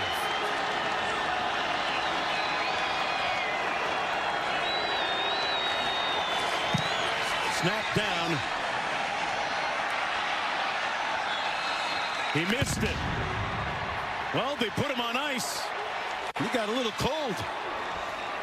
Now 1 for 2 on the afternoon. We're knotted at 17 at the break. In this battle between two of the most storied programs in college football. Halftime scores and analysis coming right up. You're watching Capital One Bowl Mania. What does a final shot at redemption cost? Do you chase it? Does the past chase you? Maybe the bite of a transcendent season never matched its bar. Maybe the mystery of the future is too much now. The rarest few find the ink to pen their own ending. Blue Bloods, clear expectations. An emotional roller coaster with more turns ahead. For Texas, for Michigan, closure. This season is a trophy only the heart can hoist. Players from both teams putting their heart into this one today.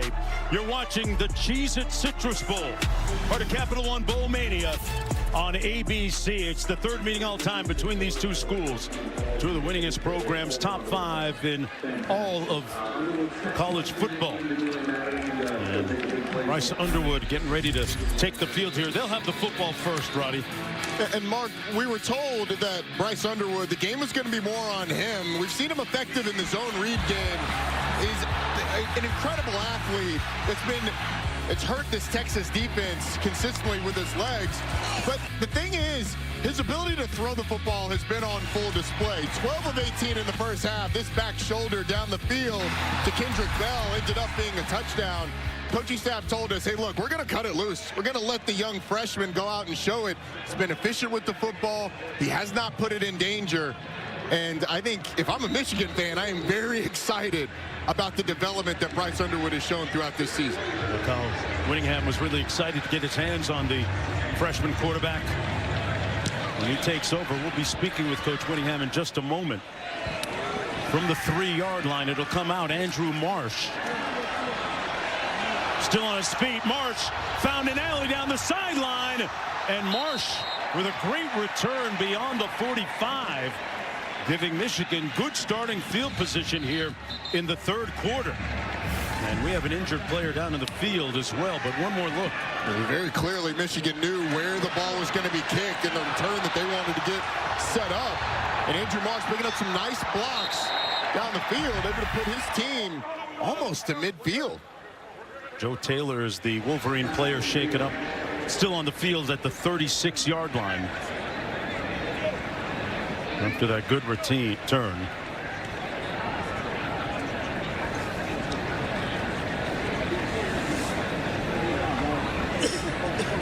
Being tended to by the athletic training staff. We're going to take a short break. Michigan will have it 1st and 10 when we come back.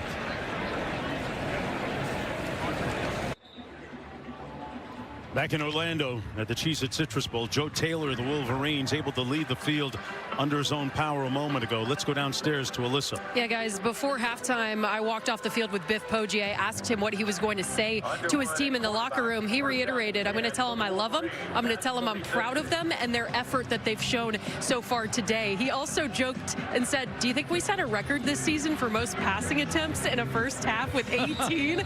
I said, so the cuffs are off. He said, oh, the cuffs are off. We're going to have some fun. Let's go break some windows, is what Coach Poggi said. I love it. He's running stop signs today. They keep it on the ground. Cusdell goes to a first down, brought down by Jelani McDonald. The thing that I really like about what Michigan has done offensively is they haven't strayed from what they've been good at all year long, which is the run game with Justice Haynes and Jordan Marshall and today Bryson Cusdell. But the thing that they've done is they've empowered Bryce Underwood, and it feels like he's a guy that has really embraced this challenge of throwing the ball a little bit more, and I would expect them to absolutely do what Alyssa said, and that's keep it in the air. Line in motion. Underwood down the middle of the field, incomplete. Intended for Hansen, it looked like. He was the closest intended receiver, so it'll be 3rd down and short coming up for Michigan. Now, this is their opening drive. Logan Hansen, one of the reserve tight ends, it was in a great position, and that was a really nice delivery by Bryce Underwood. But Hansen just didn't get his head around in time. If he had, it'd have been a big gain, but still 3rd and short, very manageable for this Michigan offense. Gusdell in the backfield. He'll get the call. Tried to stay on his feet. He's going to come up maybe a foot short of the 1st down. Alex January with a nice hit. And yes, Coach Sarkisian says 4th down. Alex January just cuts through and is able to get in the backfield, and Michigan's going for it quickly. And they pick up the 1st down this time. Gusdell absorbed the hit and stayed on his feet miraculously. Jelani McDonald brought some smoke, but boy, Gusdell wasn't having it. Well, I like the aggressiveness by Michigan. I mean, we thought, okay, maybe they'll take a second, think about it, but they go right back to the line of scrimmage, catch Texas a little bit on their heels, and are able to get the 1st down. It's 2 plays in a row, though, where Gusdell gets hit, he stays up. You're gonna look at Kyle Whittingham, who absolutely loves it. Is that head? Is he calling plays? 11-yard pickup on the play, down to the 34. Little handiwork, Morgan on the reverse, got a blocker out in front of him, and Morgan pushed out of bounds just shy of the 30. Gonna spot it right around the 31-yard line. A gain of 3 on the play. Bryce Underwood with a couple of nice fakes on that before the handoff. What do you call that with great sleight of hand? Prestidigitation. Yep, there it is. There it is. Couldn't remember the word, but I could remember that there was a word for it. 4 receivers on 2nd down and 7.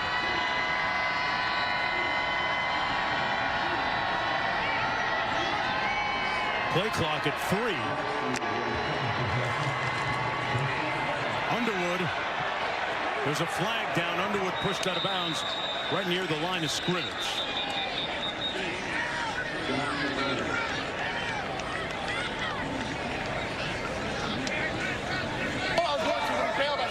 Holding, offense, number 75. 10-yard penalty, 2nd down. Going to go against Blake Frazier. So they bring that one back. Spot the ball at the 41 now.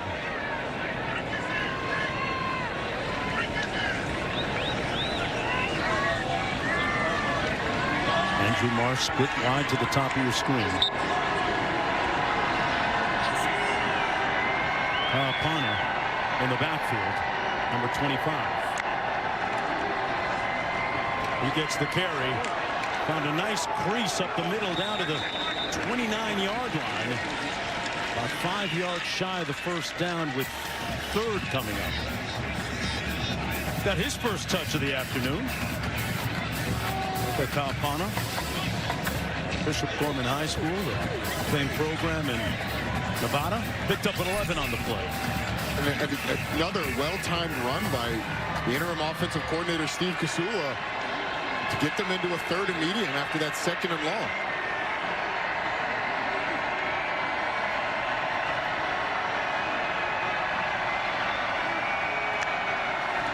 Underwood pulls, complete, but short of the 1st down. Let's see where they spot it.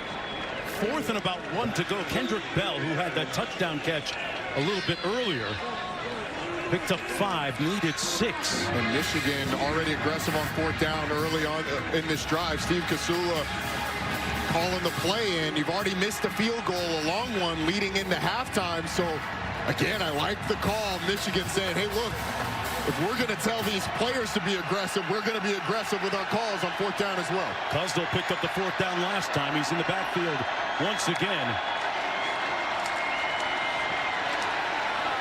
He'll move the chains another time. The ball came out, but the officials indicate he was down first. Looked like Jalen Hoffman gave him a good block to spring him free. The entire left side gets great blocks, but it's really the tight end, the block there, that ends up making it. Zach Marshall washes everything down, and then out front, Jalen Hoffman ends up sealing it. And another 4th down conversion. Zach Marshall a little banged up after putting his body on the line to help get that 1st down. Nose of the ball at the 21-yard line, and this is the opening drive of the 2nd half for Michigan. 1st down and 10. Bryce Underwood's biggest improvement has been recognizing defenses in the 2nd half of the season. Young man that has high expectations of himself. Back to pass. Downfield. Incomplete at the 2. Broken up by Robertson. McCulley, the intended receiver. Warren Roberson is right there. If he's able to flip his hips and make a play on this ball, he'd have a chance to intercept it, but able to get a hand in there, knock it away from Donovan McCulley. I think Bryce Underwood was trying to go a little more back shoulder towards the sideline on that one, and his receiver would have had a better shot. Sets up 2nd and 10. Busdell in the backfield. It's going to be Underwood using his legs. Let's see where they mark it. He might have stepped out of bounds a yard or 2 shy of that 1st down, but there we see an example of his speed, able to turn the corner. Picked up 8. There's not a lot of quarterbacks that are going to outrun Colin Simmons, who's an incredibly quick defensive end, but Bryce Underwood picking him up and putting him down to get around to set up again another 3rd and short. That's why Michigan has been so dangerous today, is it feels like so many of their 3rd downs have been 3rd and certainly 4th and shorts, where they've gone for it in the run game, particularly behind the left side of that line, has been excellent. Up at the line quickly. Underwood looking to pass into the end zone. Incomplete, in and out of the arms of Klein. It appeared as if it hit him right in the hands. But he couldn't squeeze it, setting up 4th down and 2, and this time the field goal unit appeared to be coming in. One more look. This is a throw by Bryce Underwood. I mean, you cannot hand it any better, especially with coverage right there. Marlon Klein has the opportunity, but just not able to bring it in. What a throw by the freshman, though. He put it where only his receiver could get to it. And it hit him in the hands. Zavada from 31 yards out. Booms that one through to give the Wolverines a 3-point advantage. An otherwise impressive opening drive and score to start the 2nd half for the Wolverines. Arch Manning gonna show what kind of dominion and control he has over the offense for the Longhorns on the other side of this break. Well, Florida Citrus Sports doing a great job all week long taking care of the players and staff from both teams. Bryce Underwood, Arch Manning enjoying some of the rides, and you know, sometimes as we see them at the amusement parks and see them enjoying themselves, we forget that these are young men, and just some of them still teenagers, enjoying the roller coasters and some of the amusement rides and some of the attractions in and around the Orlando area. They've had a fabulous time all week. Look at the respective numbers between Underwood and Arch Manning so far. And Michigan with the advantage on that recent field goal, now ready to kick off.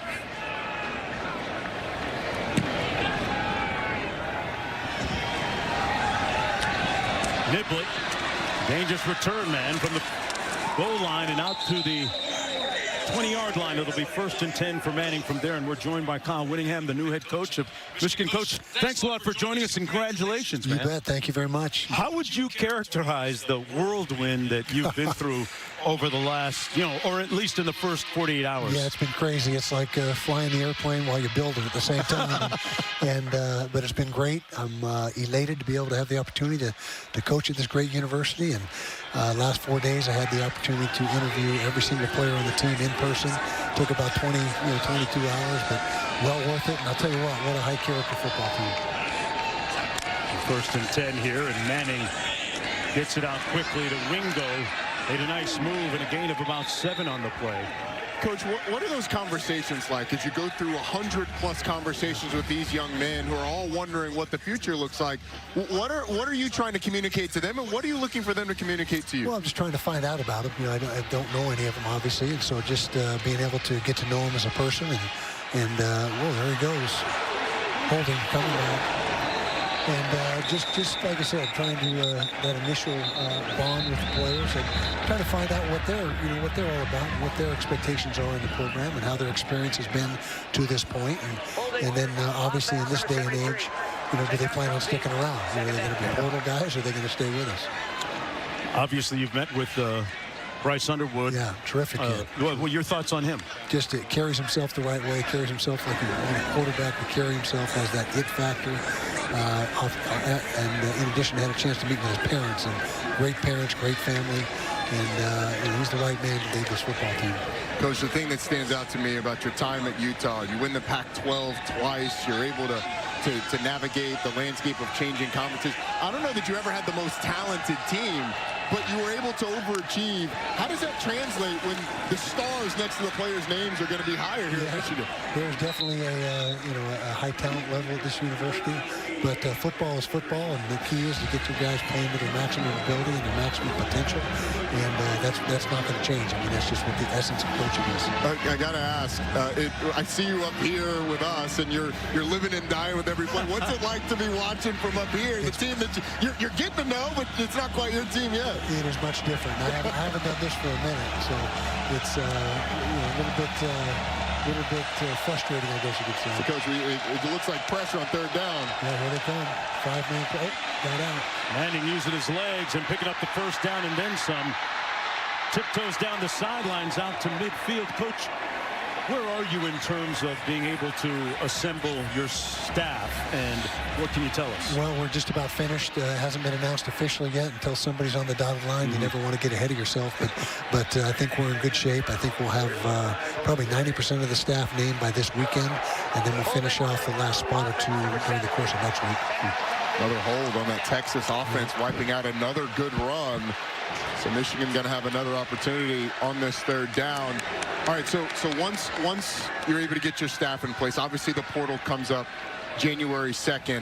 How do you evaluate so quickly this roster while looking at what you need in the portal? Yeah, it's not easy, but we'll be locking ourselves in the film room this weekend, and that's job 1, 2, and 3 is to get to know the personnel here, find out what we got, find out what we need. The first down and 10 here, joined by new head coach of the Wolverines, Kyle Winningham. A little pressure off the edge. The pass complete. That's Lockett making the catch. So, Coach, just from a ball standpoint, like on that third and medium, what do you look at first and when you're viewing from our view? Yeah, it typically starts at the line of scrimmage. So you look at the line of scrimmage, see what the run block scheme is or the pass pro, and then from there your eyes move to where where if it's a pass, you're looking at the routes downfield. If it's a run, then you just start to look towards the point of attack. But it all starts at line of scrimmage. Always. And that's something that Michigan's been great at for years. It's something that you've been great at on your team. Yep.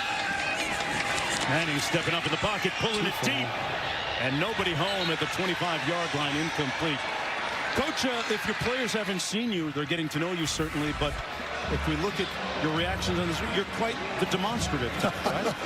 I didn't know that. I guess that picture tells it all. Little self-scouting, right? Yeah, exactly. So, Coach, in your press conference, you kind of alluded to the fact that Utah was great at running the ball. I believe you guys are second in the country in running the ball this year, ahead of some service academies. Michigan's been great at running the football, and Bryce Underwood is tremendous at it as well. How do you develop that mentality? Well, it's a mindset, and you practice physically, and that's a key.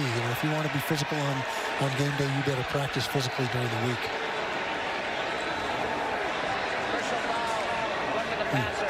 Defense in the 33. 15-yard penalty. First down. One more look at it here. Roughing Arch Manning. I think he's okay at first, and then Dominic Nichols ends up slamming into the ground. To be honest, I think Coach, I think that's a little tough on the defender there. I would say so, yeah. I would agree with that. He's kind of got him wrapped up, and it's more the way the quarterback falls, but Texas obviously has something go their way. So Coach, the adjustment to the Big Ten. I mean, you've seen conferences around the country. What do you think that's going to be like? Well, there's a lot of teams we're familiar with. You know, USC, UCLA, Oregon. Yeah, it's different now, right? Yeah, it is. And so we've very familiar with a lot of the teams, and we've played some of the teams throughout the years. So I don't think it's going to be that big of an adjustment. I mean, football is football.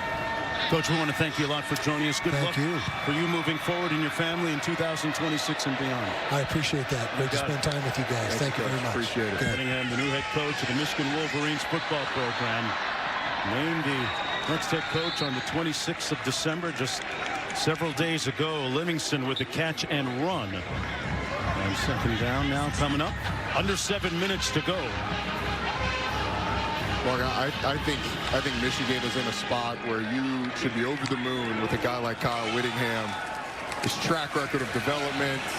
He's got a mentality that fits this place, a physicality and running the ball.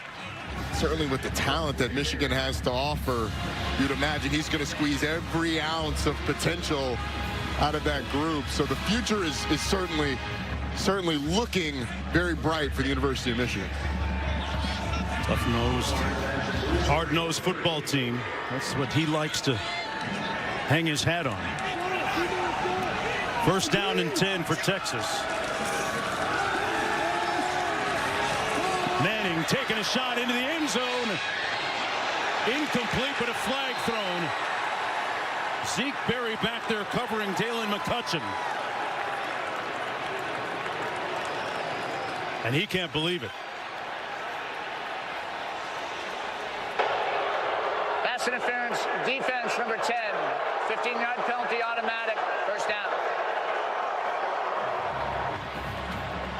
So it'll be first down and 10 for Texas. One more look at this pass interference call. Ball ends up being underthrown. Oh, that is. I mean, Zeke Berry's looking back for the ball. I don't know if I love that call. I know there's a lot of contact down the field. It feels like Zeke Berry, who's looking back for the ball, actually kind of gets pulled down. We'll get Matt's opinion in just a second on it. First down and 10 from the 23. Christian Clark on the carry. Hey, Matt Austin, tell us about why this is pass interference.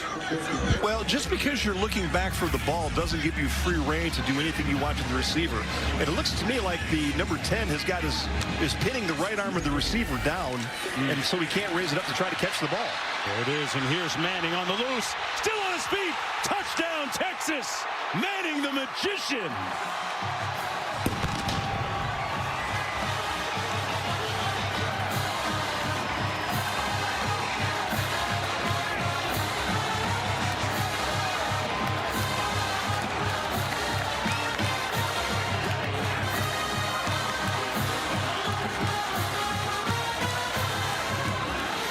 A 23-yard sprint into the end zone by Arch Manning, his 9th rushing touchdown of the season and the 13th of his career.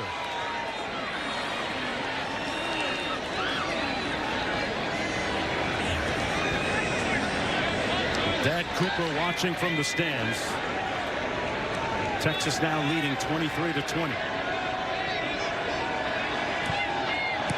That drive aided by the unsportsmanlike conduct, roughing the passer on Dominic Nichols.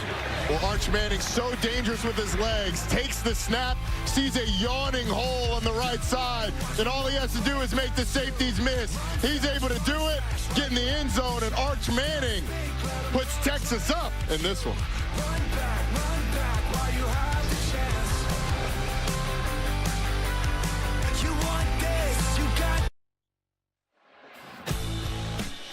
Well, Bip Hochie's setting the tone for his team. He told them he just wants them to think about the game they fell in love with as kids. And does he look loose to you? I think so. They're taking their cues from him. They'll be playing loose and free, which they seem to be doing so far. Down by 4, though, after that last Arch Manning sprint to the end zone. About 5.5 minutes to go in the third quarter. On this, the last day of 2025, Mark Jones, Ronnie Jones, Alyssa Lang down to the field. Michigan looking for its first ever win against Texas. 0-2 all time against the Longhorns. Had a nice kickoff return last time. Marsh took it out to the 45, still on his feet. Marsh finally brought down at the 37-yard line.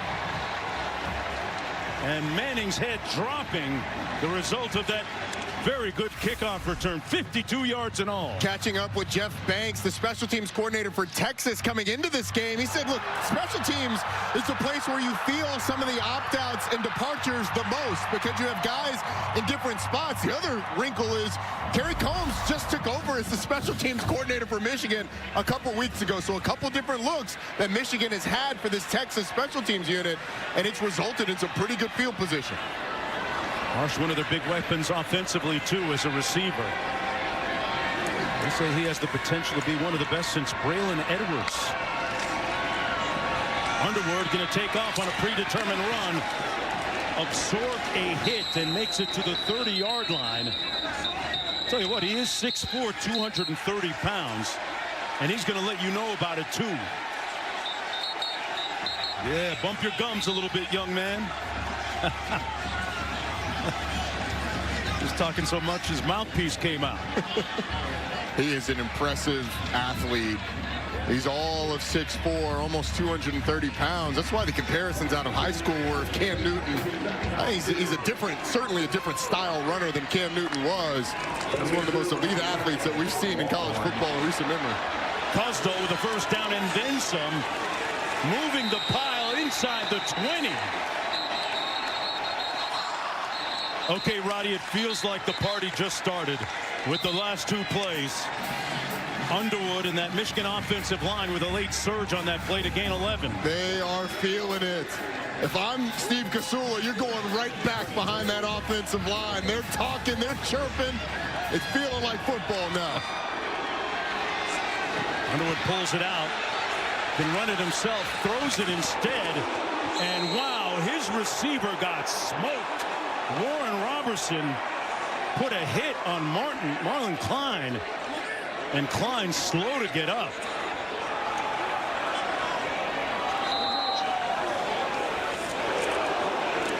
Robertson has made a bunch of hits today, and it's going to take Klein a while to recover from that one.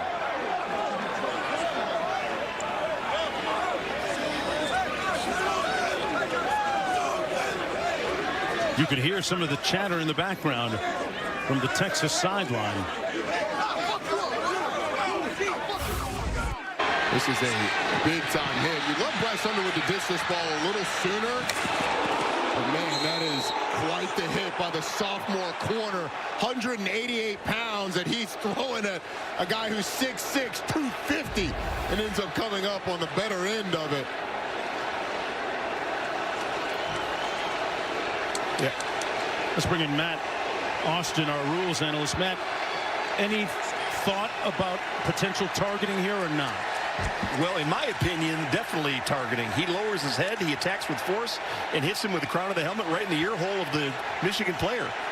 To me, that's the definition of targeting. Oh, what a turn that would be. It has not been stopped to be reviewed for targeting yet. Let's take a look. Man, I see a little bit of him going to the side. It's not the best angle. Well, he's also a defenseless player, so it doesn't have to be crowned. So even if he's juggling the ball, then as a defenseless player, he gets that protection when he's sort of trying to wrangle the ball. And they're not. Yes, absolutely. And they're not looking at this, guys. They haven't stopped it yet. They still can. The play hasn't been snapped yet. Wow, we've had an uptick in intensity in the last three plays. 2nd and 7 from the Texas 15. Cusdell. And another flag down. He picked up about 3 on the play.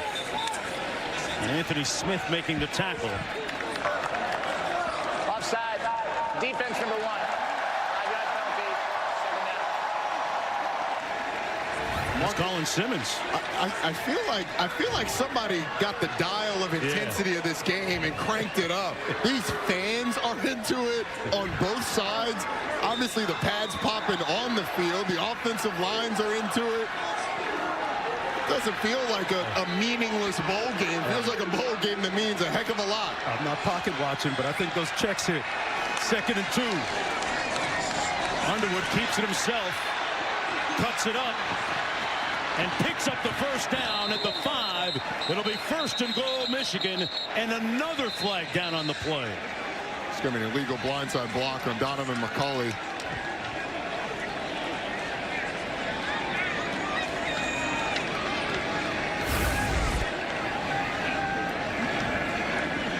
Donovan McCulley. Personal foul, illegal blindside block, offense number 1. 15-yard penalty, 2nd down. Wow.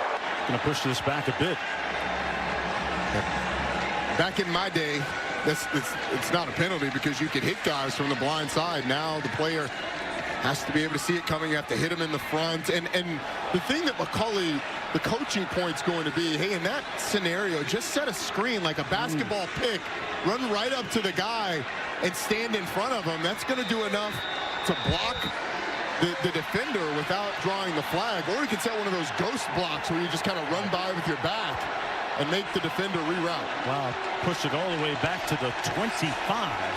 7 penalties for 80 yards against the Wolverines today. Underwood off his back foot, incomplete at the 5. No flag on the play, intended for McCulley. It'll be 3rd down and long. And let's not forget, Mark, this is a Texas defense, and Steve Sarkisian has made a change going into next season. Pete Kwiatkowski, the defensive coordinator, was let go after the season. Will Muschamp, the well-traveled former Texas and LSU defensive coordinator, former head coach at South Carolina. And he is the guy that's coming in. Going to be interesting to see how he changes that defense, but Steve Sarkisian wants a particular style to play, and Will Muschamp's going to bring that.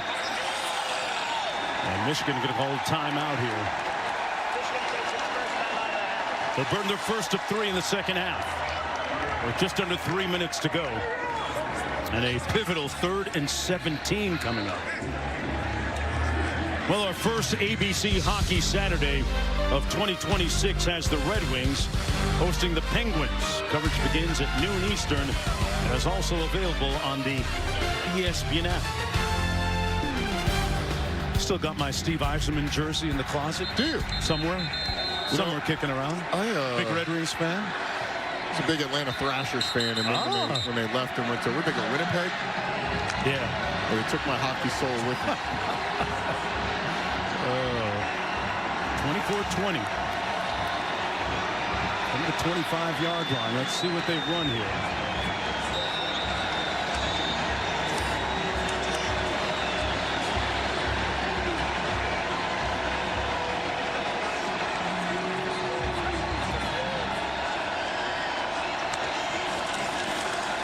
Underwood has time, delivers, picked off at the 5-yard line by Wardell Mack, who absorbed a big blow, but Texas has the football.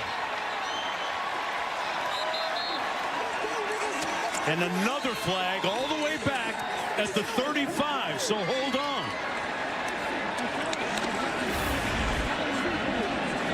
Here's the play. Wardell Mack just sinks under the route. I don't think Bryce Underwood ever saw him. Question is, what is the flag in the backfield?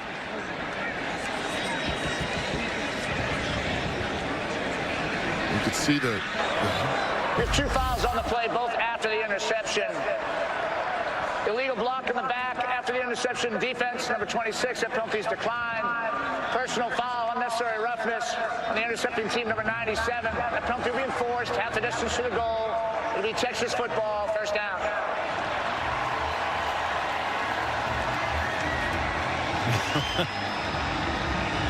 Well, Texas gets the turnover after all. They'll have the ball deep in their own territory. Their 14th interception of the season. really the first big mistake that we've seen from Bryce Underwood. Didn't see the underneath defender. And when he throws that ball, it was an easy, fairly easy break on the ball by Wardell Mack. And is that Prince Chedworth's? Is that Prince Chedworth's sword? Saber. Wow. I hope he can get it back. Me too. There was a joust earlier. Maybe that's the jousting pole that Prince Chedworth was using. Christian Clark, the tailback, lined up in his own end zone, 5 yards deep. Behind Arch Manning on 1st down and 10. Manning incomplete. Intended for McCutcheon. Let's go down to Alyssa. Arch Manning is without one of his favorite targets from this season right now, guys, and he was for much of his last offensive drive. Ryan Wingo spent a lot of time in the tent. He's been walking around for the last 10 minutes or so, noticeably hobbled. He tried to get on the bike. He's tried to get back off. He did just put his helmet down all the way on the other side of the field, and he's up on the line cheering for his teammates. Doesn't look like he's coming back in anytime soon. And Alyssa, that big because DeAndre Moore opted out of the game to transfer, so Texas's top 2 receivers now not in the game. McCutcheon in motion on 2nd and 10. They keep it on the ground. A nice run. Enough for the 1st down by Christian Clark. We saw Ryan Wingo got banged up earlier. Just a little now screen. Takes a low hit. Doesn't look all that. There was nothing obvious on that play, but clearly banged up after it. We'll see how Texas adjusts. It's been a little bit of a roller coaster ride for Texas catching the ball, but a 3rd and short here for them to convert to continue this drive. Not quite enough for the 1st down. We're on the field as the runner will stop short of the line to gain. That play's under further review. They're going to take a look at that last play and see if they got the spot correct. With 2:15 to go here in the 3rd quarter. Texas with the football after an interception when Michigan was driving deep in Texas territory. Here's another look. Based on that angle, it's pretty clear. I mean, he's right on he's right on the hash mark, so you can see where the ball is down. The 1st down, you can see where the 1st down was compared to where he landed. Yeah. Looked like he picked up enough. It's just one of those where because he kind of lands right on the hash. Yeah. I'm not sure that the angle of the camera should matter all that much either. Let's see where we can see. I can't quite tell from there when he's actually down. But the 1st down is at the 14-yard line, it looks like. After further review, the ruling on the field is upheld. It'll be 3rd down. All right, there we go. Matt Austin, what's your take on that? Yeah, I think that was a good spot. I think our yellow line was a little bit off. So from TV, it looked like he definitely made the 1st down. But Roddy said it, the line of game was right about the 14. He was just short of that, so I think that's a good call. There you go. And a reminder that line you see on your screen is literally an approximation. There it is again, 3rd and that much to go, about a yard. About 36 Cheez-Its. Oh, they're going to be stopped up in the backfield. Christian Clark is going to lose a couple of yards. Mangum with a big surge to get through and make that tackle. Here's a look. Yeah, just off the right side, or the left side, you get a blitz from the secondary by Jaden Mangum. And a well-timed call by Wink Martindale, bringing that edge pressure to try and stop the run, get a free hitter at the ball. And Michigan's able to get off the field. Yeah. So that spot was huge. Huge. And after the interception as well, and Michigan should get pretty good field position. Bomeister punting from his end zone down to the 45. What a good return by Andrew Marsh. He's done it on kickoff and now on punts. Out to the 45, a 43-yard punt. 11 on the return. Now for today's ReliaQuest defensive spotlight. And several good plays defensively from both teams. Certainly have been. Texas's defense, for a lot of the game, it felt like they weren't able to get timely stops, but the interception With Michigan driving deep in Texas territory, helped save that last drive. Now Michigan takes the ball on the Texas 45. So that defensive spotlight, it's now being called by Johnny Nansen. They're going to have to come up big here as Bryce Underwood and that Michigan crew with great field position.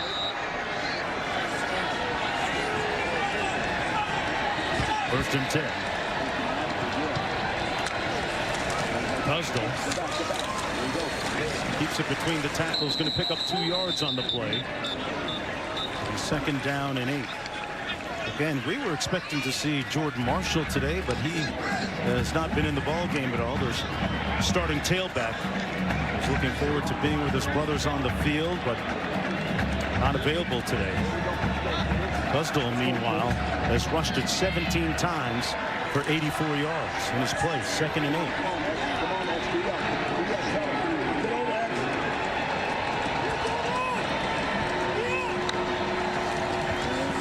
Underwood got rid of it quickly. Incomplete.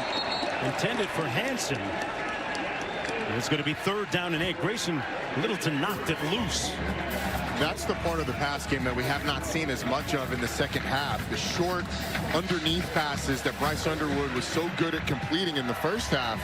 Some of it has to do with what Texas has been doing. But honestly, on that last drive, Michigan moved the ball well. They just got behind the chains. They were aggressive on the last drive, going for it on fourth down mark. So I would anticipate they would do it here, be able to get to a fourth and short. They're 0 for 4 on third downs this half. They get to the 35.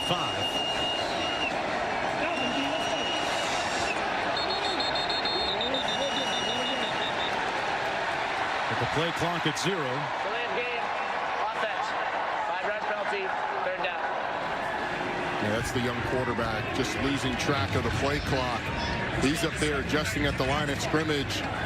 Need a little bit better sense of urgency to be able to get all the checks done and still be able to get the play off. Micah Kaapana in the backfield behind him. On 3rd and 13 now for Bryce Underwood.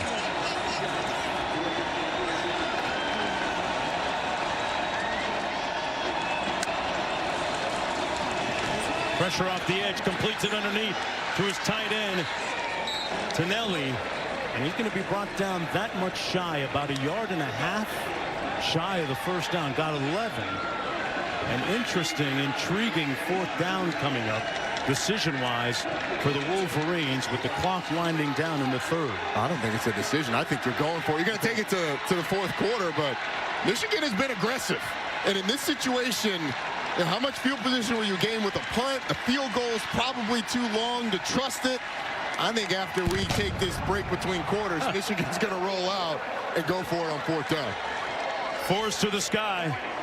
Michigan down by as many with 15 minutes to play. Great finish coming up, folks. Stick around. We'll be back after this message and a word from our ABC stations.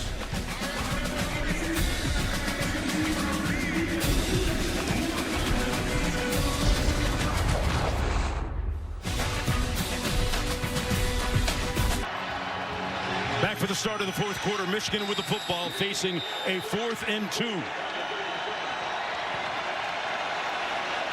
Kaapana in the backfield. Underwood under center. Off the play fake. They'll pick up the first down at the 28-yard line. Kaapana with the catch and run. And they convert on a 9-yard pickup. That Mitch Kaapana's first catch of the season. On a 4th down, little token play fake, roll out, good delivery by Bryce Underwood. I like the call because it gets Bryce Underwood on the perimeter with a clear read or the ability to run it, and it results in a first down. Underwood 16 of 28 for 134 yards. Keeping that drive alive on the huge conversion.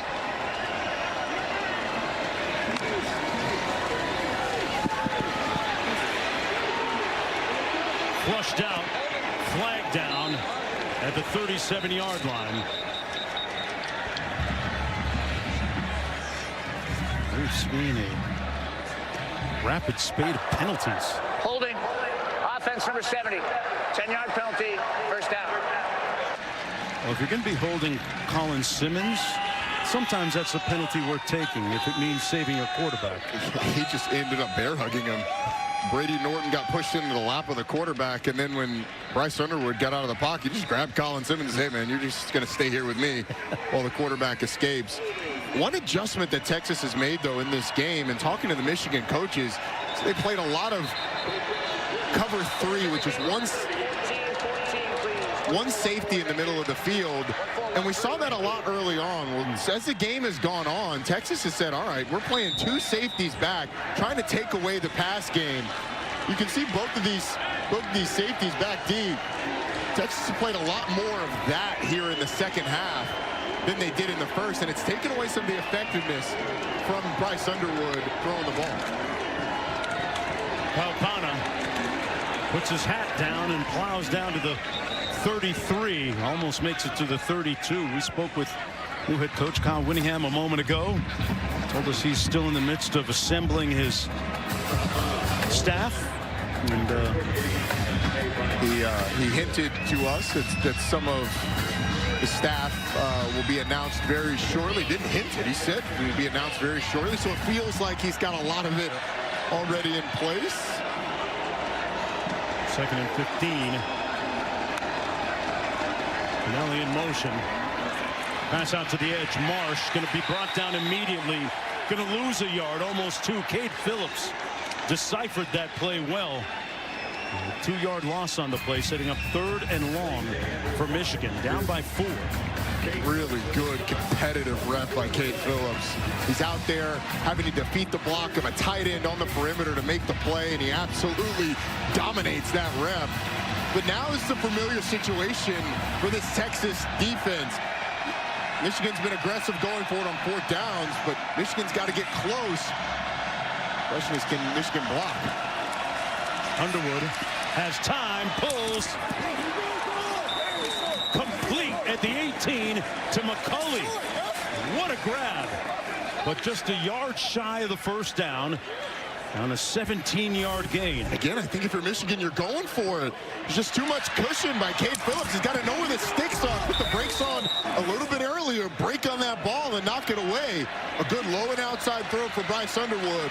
And another opportunity on a 4th down for Big Poggi being aggressive with this offense. He promised that the offense and Underwood would turn it loose today. Cusdell in the backfield.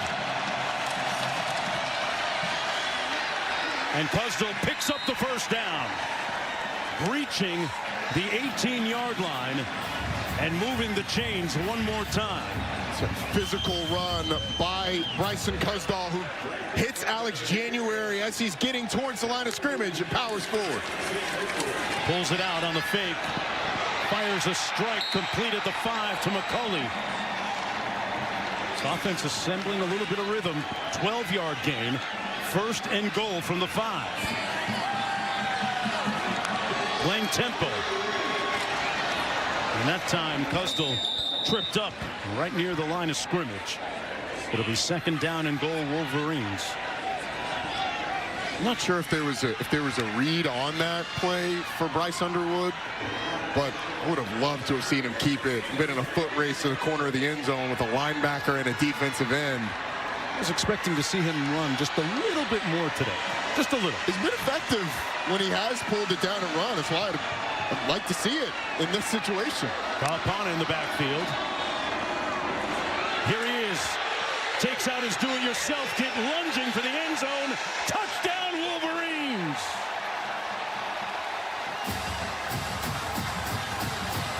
Texas defiantly saying no, but the signal from the officials came up as Underwood extended that ball and seemed to hit the pylon. What an effort. Question is going to be, is that right foot out of bounds when it hits? No, it's clearly in. Jumps. Oh, he did it. That's a clear touchdown. That is a portrait of dynamic, imperious athleticism. Question is he juggling the ball, though? Does he have firm control of the ball when it hits the pylon? I think it might be coming out of his hands, which would be a touchback. Did he cross the goal line before he fumbled that it? Is the question, yeah. There's another look. So when is the ball across the plane? I do think, Mark, you're right. I do think the ball crosses the plane before it touches the pylon. But does he have firm control when that happens? Going on the field of a touchdown is under further review. Yeah, well, I think he's got the touchdown there. We don't have a shot. We have not seen a shot right down the line to determine when the ball crosses the plane and if it crosses the plane before he loses control.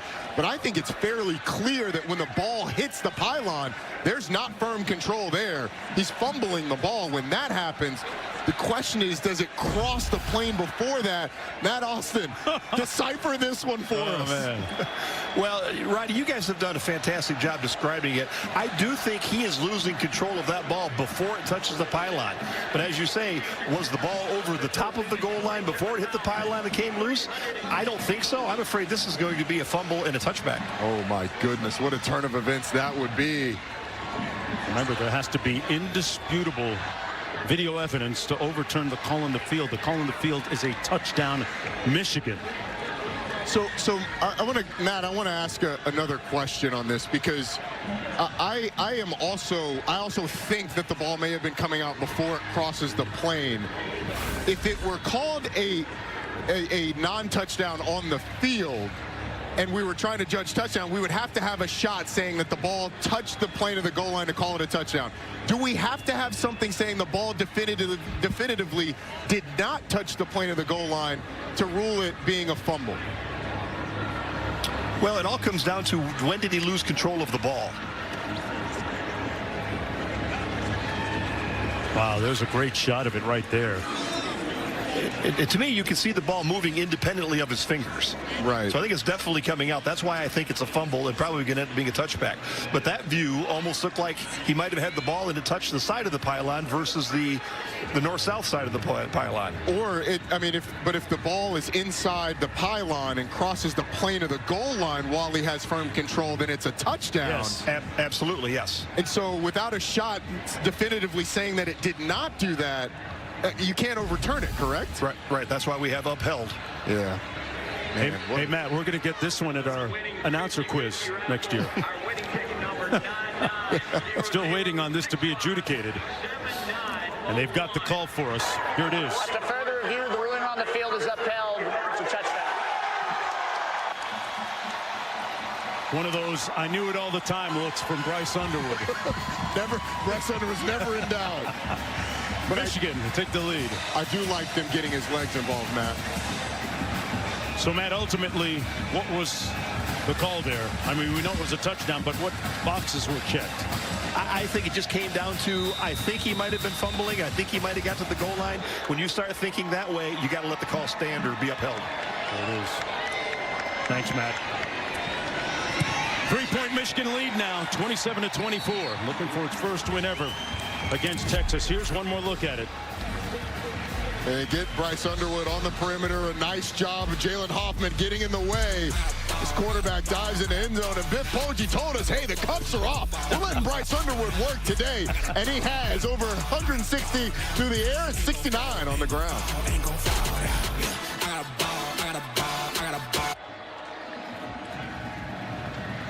Under the lights at Camping World Stadium for the 80th edition of the Cheez-It Citrus Bowl. Great finish coming up as Michigan recently taking a 3-point lead. It'll be 1st and 10 from the 25 for Texas. Let's take a look at today's game track, brought to you by Coca-Cola. Some of the cogent, important numbers of the day. Underwood with 3 touchdowns, 2 via the pass. I think the story of this game was kind of what we thought it could be coming in. It's been the 2 quarterbacks. Yeah. The 2 excellent young signal callers, Bryce Underwood, the 3 total touchdowns, 160 yards to the air, 69 on the ground. Arch Manning, 175 through the air, 72 on the ground. Both of them have been effective dual threats today. Christian Clark in the backfield for the Longhorns on 1st and 10 from the 25. Toss into the boundary. Clark cuts it back and is met with tremendous resistance from Troy Bowles. Little or no gain on the play. It'll be 2nd down. We're talking about Texas and Arch Manning. Texas always with a highly rated recruiting class. Next year they have Dia Bell coming in at quarterback, a 5-star rated quarterback out of South Florida, the Miami area, the son of Roger Bell, former NBA star. Kid can ball. He can spin it.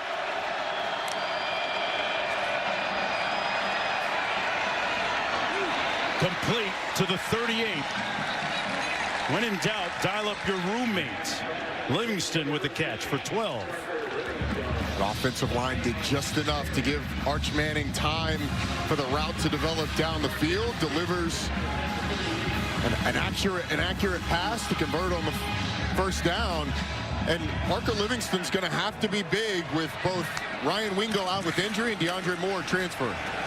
Manning on the move, incomplete behind his intended receiver. Livingston again. That one stops the clock with 9:46 to go. Michigan with 2 timeouts remaining. Texas with its full complement of 3. Don't forget, coming up at 7:30 Eastern time, Miami, Ohio State College Football Playoff. Looking forward to seeing Quint Kesnick on the call there. Our guy, Kim. Yeah. They're in the Cotton Bowl with Dusty Dvorak and Dave Pasch, Taylor McGregor. That's going to be an awesome game. I cannot wait. Hurricanes with a lot of motivation, historically speaking. Wow, that'll knock you into last week. What a hit by Jordan Young. The pass ruled incomplete, intended for Dalen McCutcheon. And he got rocked. That's one way to ring in the new year. Wow, yeah. A little pass out to the flat. And my goodness, it's a good, clean hit by Jordan Young. And that's Ryan Wingo on the sideline, the #1 receiver for this Texas team. A guy who's likely a projected 1st or 2nd round pick going into next season. He is out of this game right now, and a big 3rd down for Arch Manning. Yeah, who picks up the slack for Texas? Manning looking to pass it. Scrambling.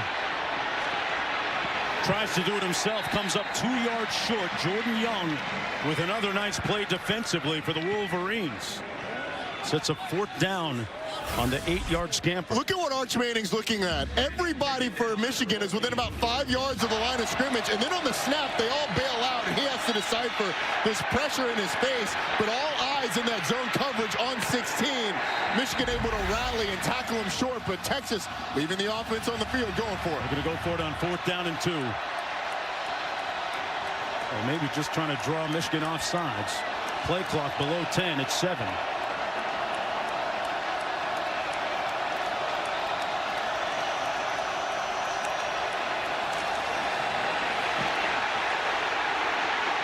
Manning will get the 1st down. Finally tackled at the 38.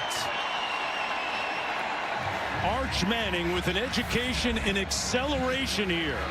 3 players blitzing up the middle, and you've only got 1 blocker back there in Trey Weiser, who's protecting Arch Manning, but he manages to navigate the pressure and get up the field. I'll tell you what, his movement in short areas in the pocket, especially when going north and south, is really special. Wink Martindale dialed up that 3 up the middle blitz, and Arch Manning ends up getting out of its convert. Picked up 15. This is Clark over the right side, stays on his feet after spinning, and picks up 13 to move the sticks again with under 8 minutes to go. Not the second effort by Christian Clark. He hits the back of his own blocker and then spins and gets more yardage. Here he is again, Christian Clark. Little or no gain. He was a great story and continues to be a compelling, riveting story. They were excited to see him coming in and get an opportunity today. If you think back to last year, Christian Clark tore his Achilles tendon in camp a season ago, so he went through some laborious, arduous rehabilitation and physical therapy, and for a running back, that's a tough injury to come back from. Very tough. Anybody who needs explosive movements, certainly coming back from an Achilles is incredibly hard. Missed all of last season, but man, he has looked good here today with 18 carries for 103 yards. Michael Terry in the backfield. Manning looking to pass. They whistled the play dead. And we're going to have procedure on Texas. Before the snap, false start. 74. 5-yard penalty, second down. Mark, how many times have we seen these teams get into plus territory, deep into plus territory, and then have some sort of penalty to knock them back? And we've had holding calls. We've had false starts, put these teams behind the chains. 10 penalties for 88 yards for Texas in this game. Manning might be a little bit hurt here. He took a shot with the weight of the defender on top of him. But still in the ball game with under 7 minutes to go. Arch Manning pulls it down the sideline. Got a man. Caught. Touchdown, Texas. Lock it. Clock it.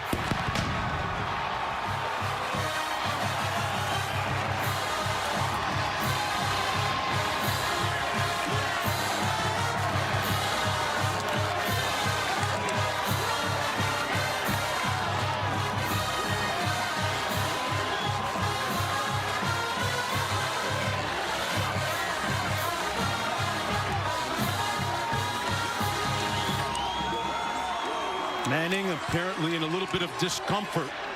Nonetheless, throws a dime, an absolute dime drop to Lockett for the touchdown.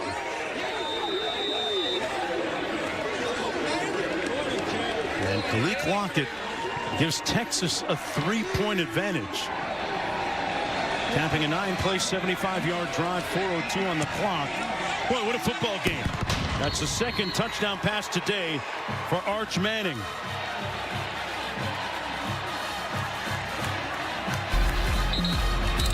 Out there stunting like his daddy and his uncles. Got to take a break. Back after this. The Cheez-It Citrus Bowl is brought to you by Nissan, premier partner of the Heisman Trophy.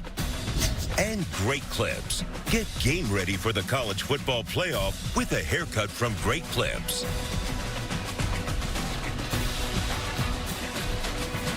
Arch Manning threw a great pass a moment ago to Khalil Lockett for a touchdown to put Texas up 31-27. Michigan football coming up here with 6:54 to go in the fourth quarter. Texas looking for its third win in as many tries against Michigan. This after the Wolverines scored a touchdown on a Bryce Underwood run. So both quarterbacks fulfilling their prophecy today with their production.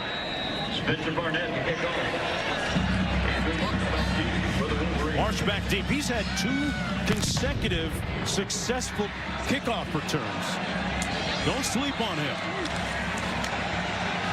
Trying to get to the outside. He'll have another decent return again out to the 36, Roddy. Let's take one more look at the touchdown. What was the key here? Well, the key is the pre-snap read by Arch Manning. He knows he's got press coverage on the outside with Khalil Lockett, but he's looking at that safety that right now is to the boundary but is moving towards the middle of the field. And once Arch Manning sees him in the middle, his eyes go immediately to Khalil Lockett and delivers an absolute dime with that pre-snap read of the safety going from towards the boundary to the middle of the field. Let Arch Manning know, hey, I got one-on-one. All I got to do is put it on the money. And he absolutely did. In a game that's had 3 ties, 4 lead changes, neither team has led by more than 7 points. Michigan with the football, 2 timeouts remaining. Bryce Underwood going to try and take off here. And makes it out beyond the 40 to the 42-yard line. Here's how Manning was shaken up a moment ago. He was wincing in pain a little bit prior to throwing that pass. Ooh, Mark, that's one of those that hurts a little bit now, but when you get in the shower later, it is going to feel like the world is ending. Those raspberries, you get in there, it's like, Can't just rub some Robitussin on it, huh? Cannot. And that's going to be a loss on the play. Great tackle on Cusdell by Brad Spence. Sets up a 3rd down and long. That's going to be a loss of 4. Back to the 38. Spence just knifes through the right side, creeps towards the line of scrimmage, reads it right away. He sets up a 3rd and long. Michigan's only 3 of 12 on 3rd down today, but they're 4 for 4 on 4th down. So if you get, 4th and 3 or less, I think Biff Poach is going to think about it. Underwood scrambling, couldn't break through that initial wave, and a late flag thrown as well. Underwood brought down at the 39.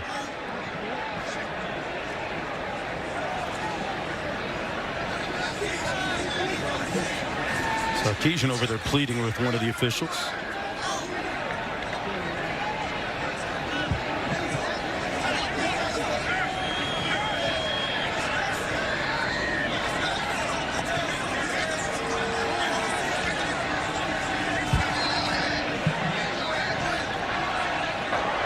There are 2 fouls on the play, 1 on each team.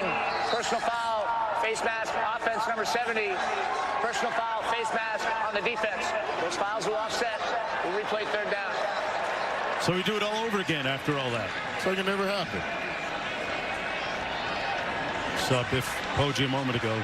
Had a great meeting with him yesterday. He told us there are 2 types of coaches: transformational coaches and transactional coaches. He's focusing on being that transformational coach, the type of coach that can take players from A to B, from where they are to where they want to be. Underwood to pass, middle of the field, picked off at the 45. It's coming back. Smith with the INT and 5:15 to play. And another flag at the 35.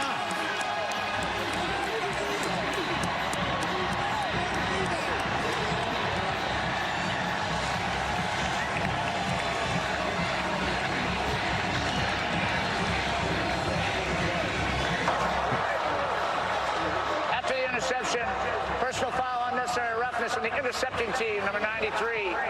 15-yard penalty will be Texas football, 1st down. Well, after that interception, personal foul penalty. Are they throwing Cheez-Its to Bevo? I don't know what you're throwing at Bevo. I wouldn't throw anything at Bevo. But Bryce Underwood just doesn't see the underneath defender. Had a couple of droppers from the line of scrimmage. He knew it almost right away. Now that Michigan defense going to have to get a stop. That's why I get the unnecessary roughness penalty as well.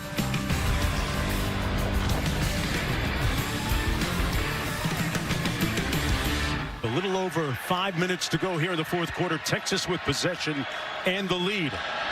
Arch Manning keeps it himself, and he's got nothing but chattel, real estate. He popped the clutch. Happy New Year, Longhorns! Touchdown!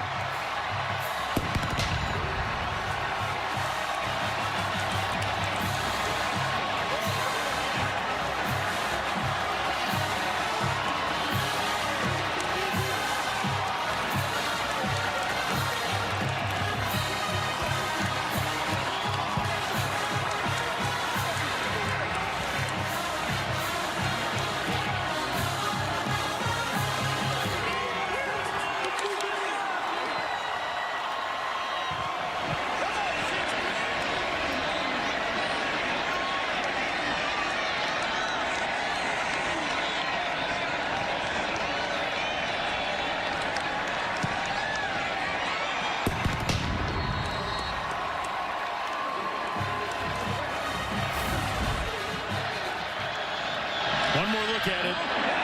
Nobody touched him, Roddy Jones. Foot race to the end zone, and here's a headline that we haven't said very much over the course of college football history. You're not beating Nat Manning in a foot race. No. 9 seconds it took him from the time he pulled it to the time he basically hit his head on the goalpost. A nice call, blitz off the edge from Michigan. Arch Manning gets inside of it. And I'm going to say it, Mark. Go ahead. That's your Heisman Trophy favorite going into 2026. He made an incredible turnaround mid-season. Found his rhythm. Established chemistry with his receivers behind an improved offensive line. It's going to look different next year for him from the start of the season, you would think. 2 touchdowns passing, 2 rushing touchdowns, and right now giving his team an 11-point advantage. A little over 5 minutes to go.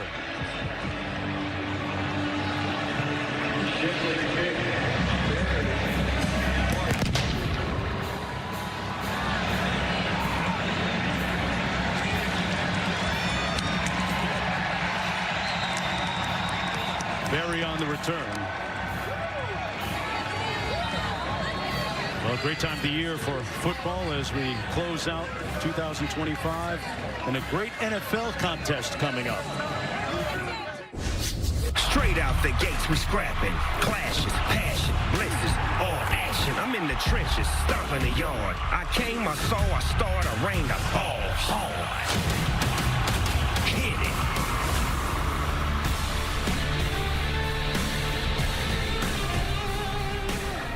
Time you got the Snoop Double OG on the job.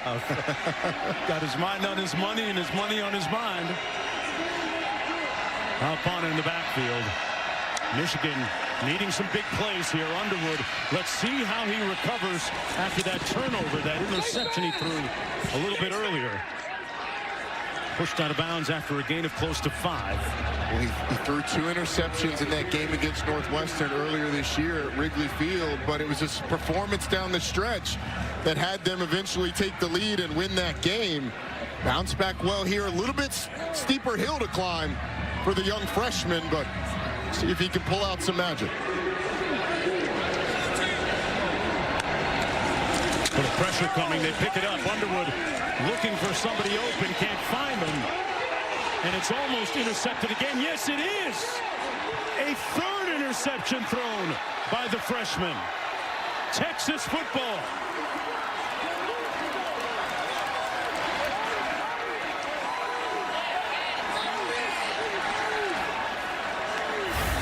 And I believe it was Ty Anthony Smith once again. You got Cole Brevard breathing down the neck of the quarterback, and boom, that's good on Sundays. Yes. Ty Anthony Smith, the guy who's getting the start because Leona Lefau and Anthony Hill both opting out of this game. Trey Moore as well. So Ty Anthony Smith has taken a bigger role. And man, has he been big on the last 2 drives. He's an impact player coming in this game, and that's his second INT of the contest. 3 interceptions in the last 4 possessions for the Wolverines. Let's go to Alyssa. Yeah, guys, after that first Ty Anthony Smith interception, not even kidding. He came off the field yelling at his defense, "I'm not done. I want more." And that's why they mobbed him as hard as they did. They were all saying, "You manifested it." So it's speaking into existence, Ty Anthony. He was prophetic. Ty Anthony Smith giving us all an example of how we should go into 2026. There you go. Manifesting what's going to happen next. Christian Clark with a short gain on the play. We just hit the game clock to 4 minutes, 28 seconds, 4:28. And Michigan burning its second of 3 timeouts. A great game coming up next. College football playoff game between Miami and Ohio State. And look at all the lineage, the procession of great players through the years from both those schools and the respective teams. There's a look at the bracket. So fired up for that game Yes. tonight. Miami, Ohio State. The big question to me is, can Ohio State's offensive line deal with Miami's defensive line? The 2 edge rushers, Akeem Mesidor and Ruben Bain for Miami, have been phenomenal all year long. Can they keep Julian Sayin upright? And then conversing on the other side, Miami only had 273 yards of offense against Texas A&M's defense. Yeah. Ohio State's got the #1 defense in the country. With 4 first-rounders on that defense, how does Miami move the ball? Christian Clark again trying to cut it back, and is brought down right at the line of scrimmage by Cole Sullivan. Michigan down to 1 timeout in the football game. Under 4.5 minutes to play. This Texas team, remember, missing 9 starters who have opted out as we go back to Zubin in the studio. Mark, you just talked about the great lineage of all the players that have taken place in the great rivalry between Miami and Ohio State. Add this kid to the list, a 78.4% completion percentage, and of course, a Heisman Trophy finalist. Now, the collective team goal is ahead. Mark, back to you. I was listening to former Hurricane running back and NFL star Willis McGahee. Ooh, he's never short on words.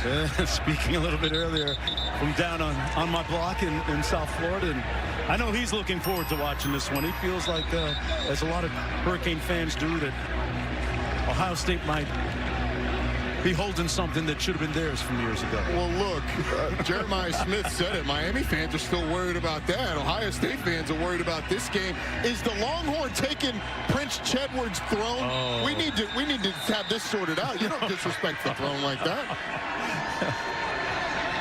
3rd down and 8 for Texas. Michigan out of timeouts on the receiver screen. McCutcheon with the catch and run.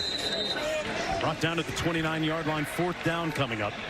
The clock running.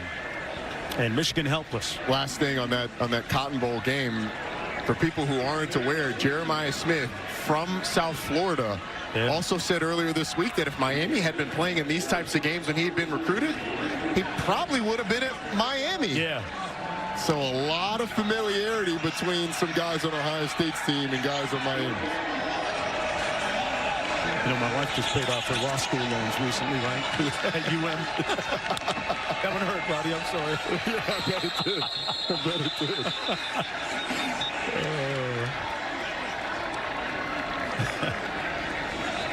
Under 4 minutes to go. I think Texas thought Michigan was in the neutral zone when they moved. I don't know that Michigan ever crossed the neutral zone, and there was no immediate movement after.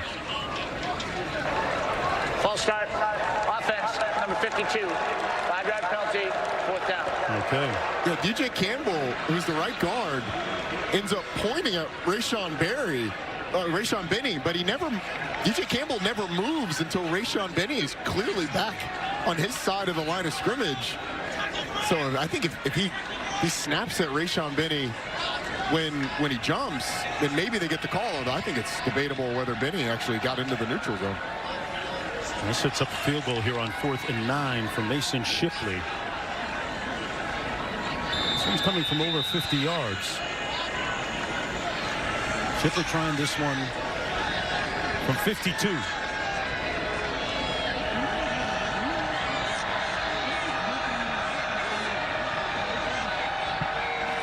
The lead already at 11. Already 2 scores. And he knocks that one through for good measure. The margin is swollen to 14 now, with a little over 3.5 to go. And what a night it's been for Arch Manning. He's done it in every way possible. He's done it through the air, great protection, the ability to move up in the pocket, delivers down the field. That one to Jack Injuries.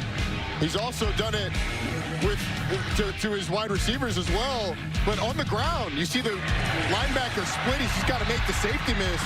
Able to do that. His legs have been incredibly dangerous with 155 yards on the ground, a career high. This is that last touchdown, the 60-yarder. I'm going to give that, yeah, it's got to be at least a 4.6. Yes. It was moving. Look at those impressive numbers on the day. A couple of touchdown passes, and really showed good sovereignty over the Texas offense all afternoon. And Mark, a lot of the hype coming into this year, with Arch being a Heisman favorite coming in, Texas being #1 overall, a lot of that was based on hype and last name. You know, we had seen flashes of Arch, but we had not seen him for an entire season. We had not seen a lot of these guys on this offense.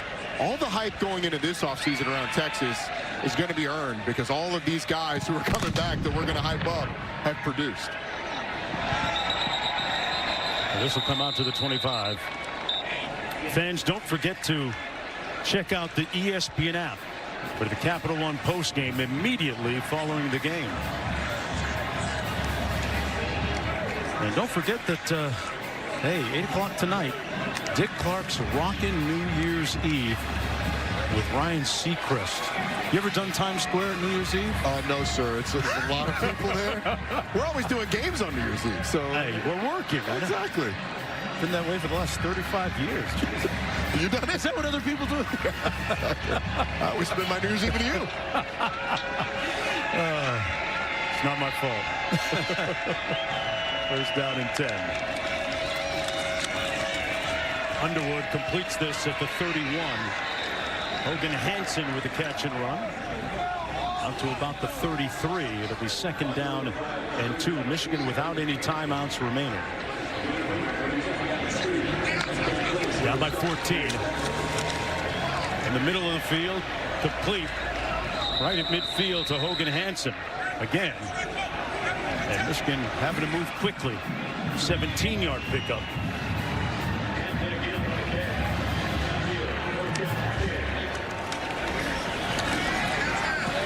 And the remix to Hansen again. Out of bounds, stops the clock with just under 3 minutes to go. Remember, the Wolverines, if they still have the football, will have the benefit of the 2-minute timeout. 2nd down and 4 coming up. I do love the growth that I've seen from Bryce Underwood in this game. We've seen some real flashes of brilliance. The interceptions, you know, those are going to be teachable, coachable moments for this new coaching staff headed up by Kyle Whittingham. Underwood going to tiptoe out of bounds just shy of the 40-yard line. They're going to spot it at the 42. 2:31 to play.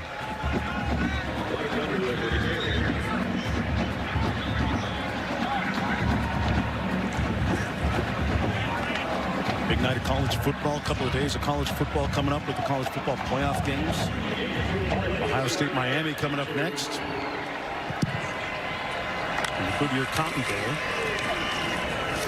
On the cutback, Kalpana. That's going to be a 1st down.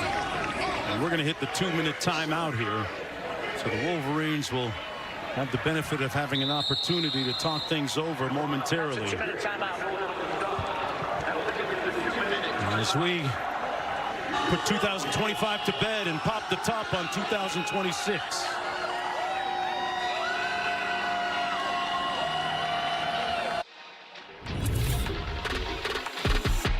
It's been a great procession of outstanding talent come through the ranks at Ohio State. All you have to do is check out the previous NFL drafts going back to 2022 and even past that, Roddy. Well, you'll get another one this year in Carnell Tate, and then next year Jeremiah Smith might go above all of them. Underwood passes incomplete, caught but out of bounds by McCulley.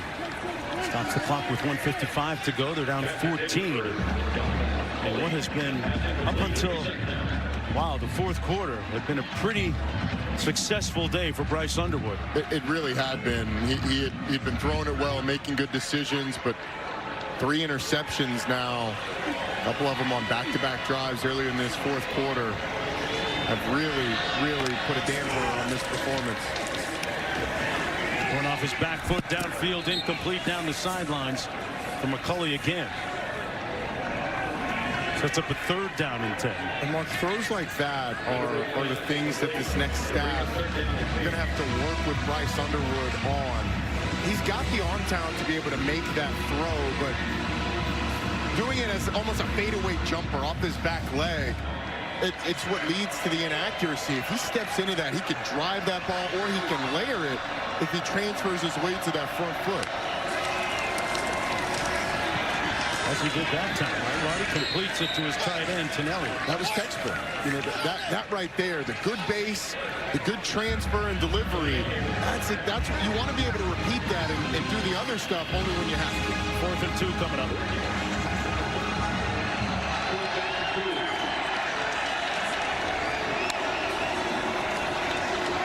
Underwood looking to take off on 4th down, going to do it himself.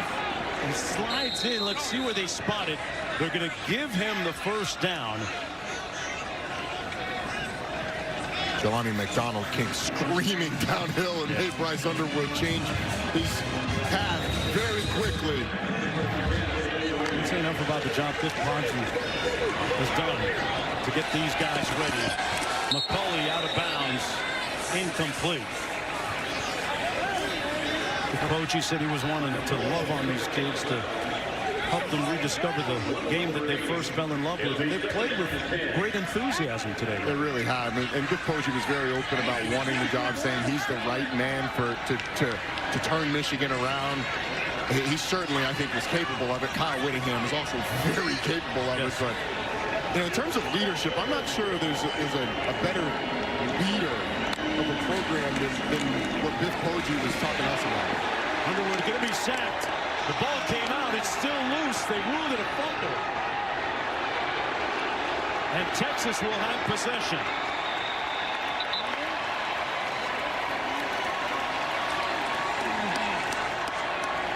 Umazalo recovered the loose ball. and reserves the right to celebrate. Kanu got the ball in the end, but it was the hit by Umazulu. See if this stands as a fumble. I actually, a first look, thought Bryce Underwood was down before the ball came out. Previous plays under further review. We'll certainly take a look at it. As you get 19 off the edge to wrangling Bryce Underwood, and then when is that ball out? Oh, I think it might be. It looked like it was kind of loose in his arm before he hit the ground, so I take it back. I think this is going to be upheld as a fumble. If that's the case, that'll do it. If Texas retains possession, that's a third sack today for Texas, and potentially the fourth turnover by Michigan. Good pressure off the edge that time. Can't see the ball from that angle. It was the other one that sort of gave us the best look at whether or not that ball was loose before Bryce Underwood hits the ground. Umazalo with a nice bit of pressure there. It was a great long arm move. Yeah. Push the defensive or the offensive tackle into the backfield, wrap up Bryce Underwood, excuse me. The ruling on the field was a fumble recovered by Texas. Question is, when is this ball out?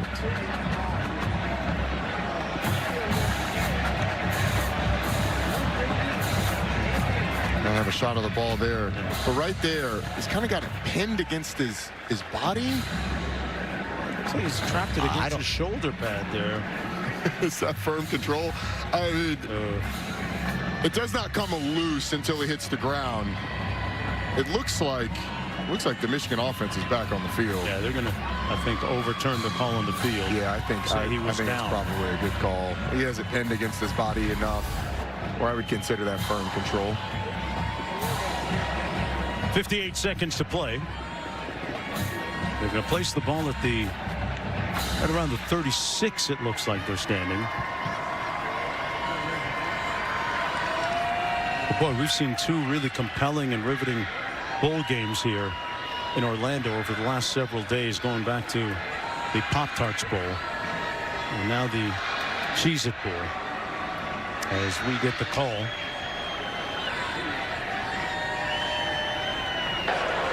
After further review, number 19 had possession of the football in his possession with his knee down with 1 minute and 8 seconds. It'll be Michigan football, third down. We'll subtract 10 seconds to 58. The game clock will start at my signal. You get that 10-second runoff because the clock would have been running on the sack. The stoppage happens to review, so he's subject to that 10-second runoff. Down to 58 seconds. Bryce Underwood's got to get his offense ready. I mean, they're going to roll this thing pretty quickly. He can snap it. If everybody's ready, he can snap it immediately.